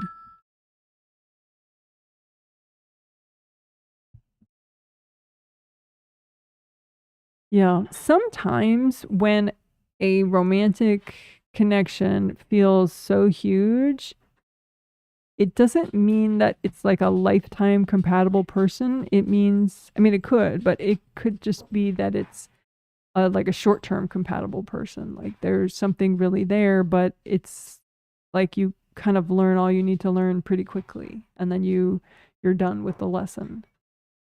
Sometimes it's not even a short-term compatible person. It's just somebody that you did have a past life relationship with at least once, and somehow you got kind of hung up about it, and so it's like there's all this stored up, maybe it was somebody that in some past life your parents didn't let you date, and so in that life you spent like 3 years like wishing that you could date that person. So then in the life when you finally do meet the person, you're like, oh my gosh, there's all this like, oh, finally, and then, but then you actually date them and realize, yeah, we're not compatible. Or maybe, you were, you just because of the circumstances in this life and that person's childhood, that they're just different than they were, in a way that, makes it not work. So sometimes when you feel a big thing like that, it's not like, oh my gosh, meant to be lifetime compatible person. It's just, stored up past life, whatever. But because it feels big like that, people are like, oh my gosh, he's the one. Anyway, Someone says, thank you, Janet. I returned with a cold from the vacation. Sorry, throat and sore throat and coughing. Did some body work, chiropractor and acupuncture, and after the healing today, I read that I need to work on fourth chakra cords from hubby and unblocking receiving zones. Will this help speed up the healing?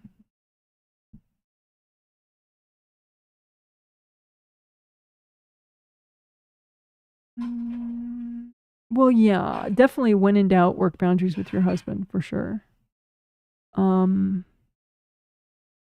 You could repeat the GV and CV section that we did today. GV and CV work is always, those meridians are always good, and including the Wei Chi auras, because your CV meridian Wei Chi aura is not looking so great. So yeah, I would just repeat the CV and GV meridian and Wei Chi aura work that we did today.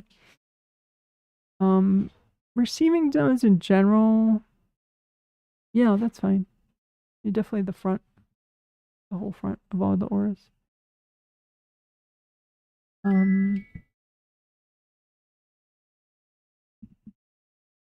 Yeah. So husband stuff, GVCV stuff, front receiving zone stuff.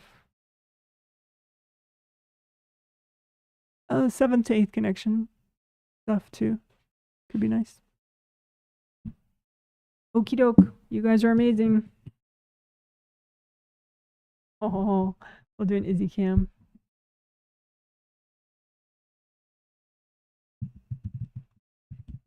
As we wrap up. So here is little boy right there. Cute. See him there? He's got his cone on. He just got his treat. He was sleeping, but then my husband gave him his medication in a treat, which he loves.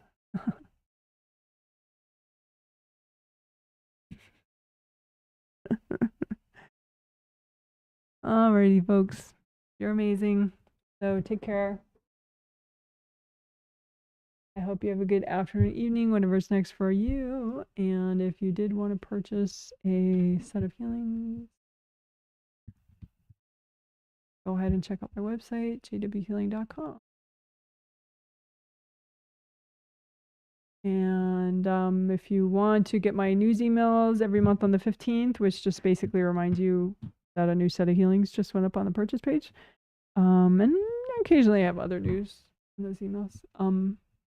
You could email me at janet@jwhealing.com and ask to be on my mailing list, news email list.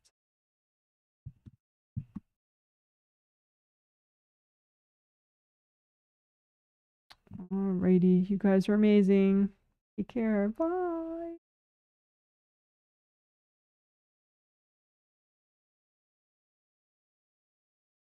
Oh, let's do confetti. No, let's do butterflies. Cute.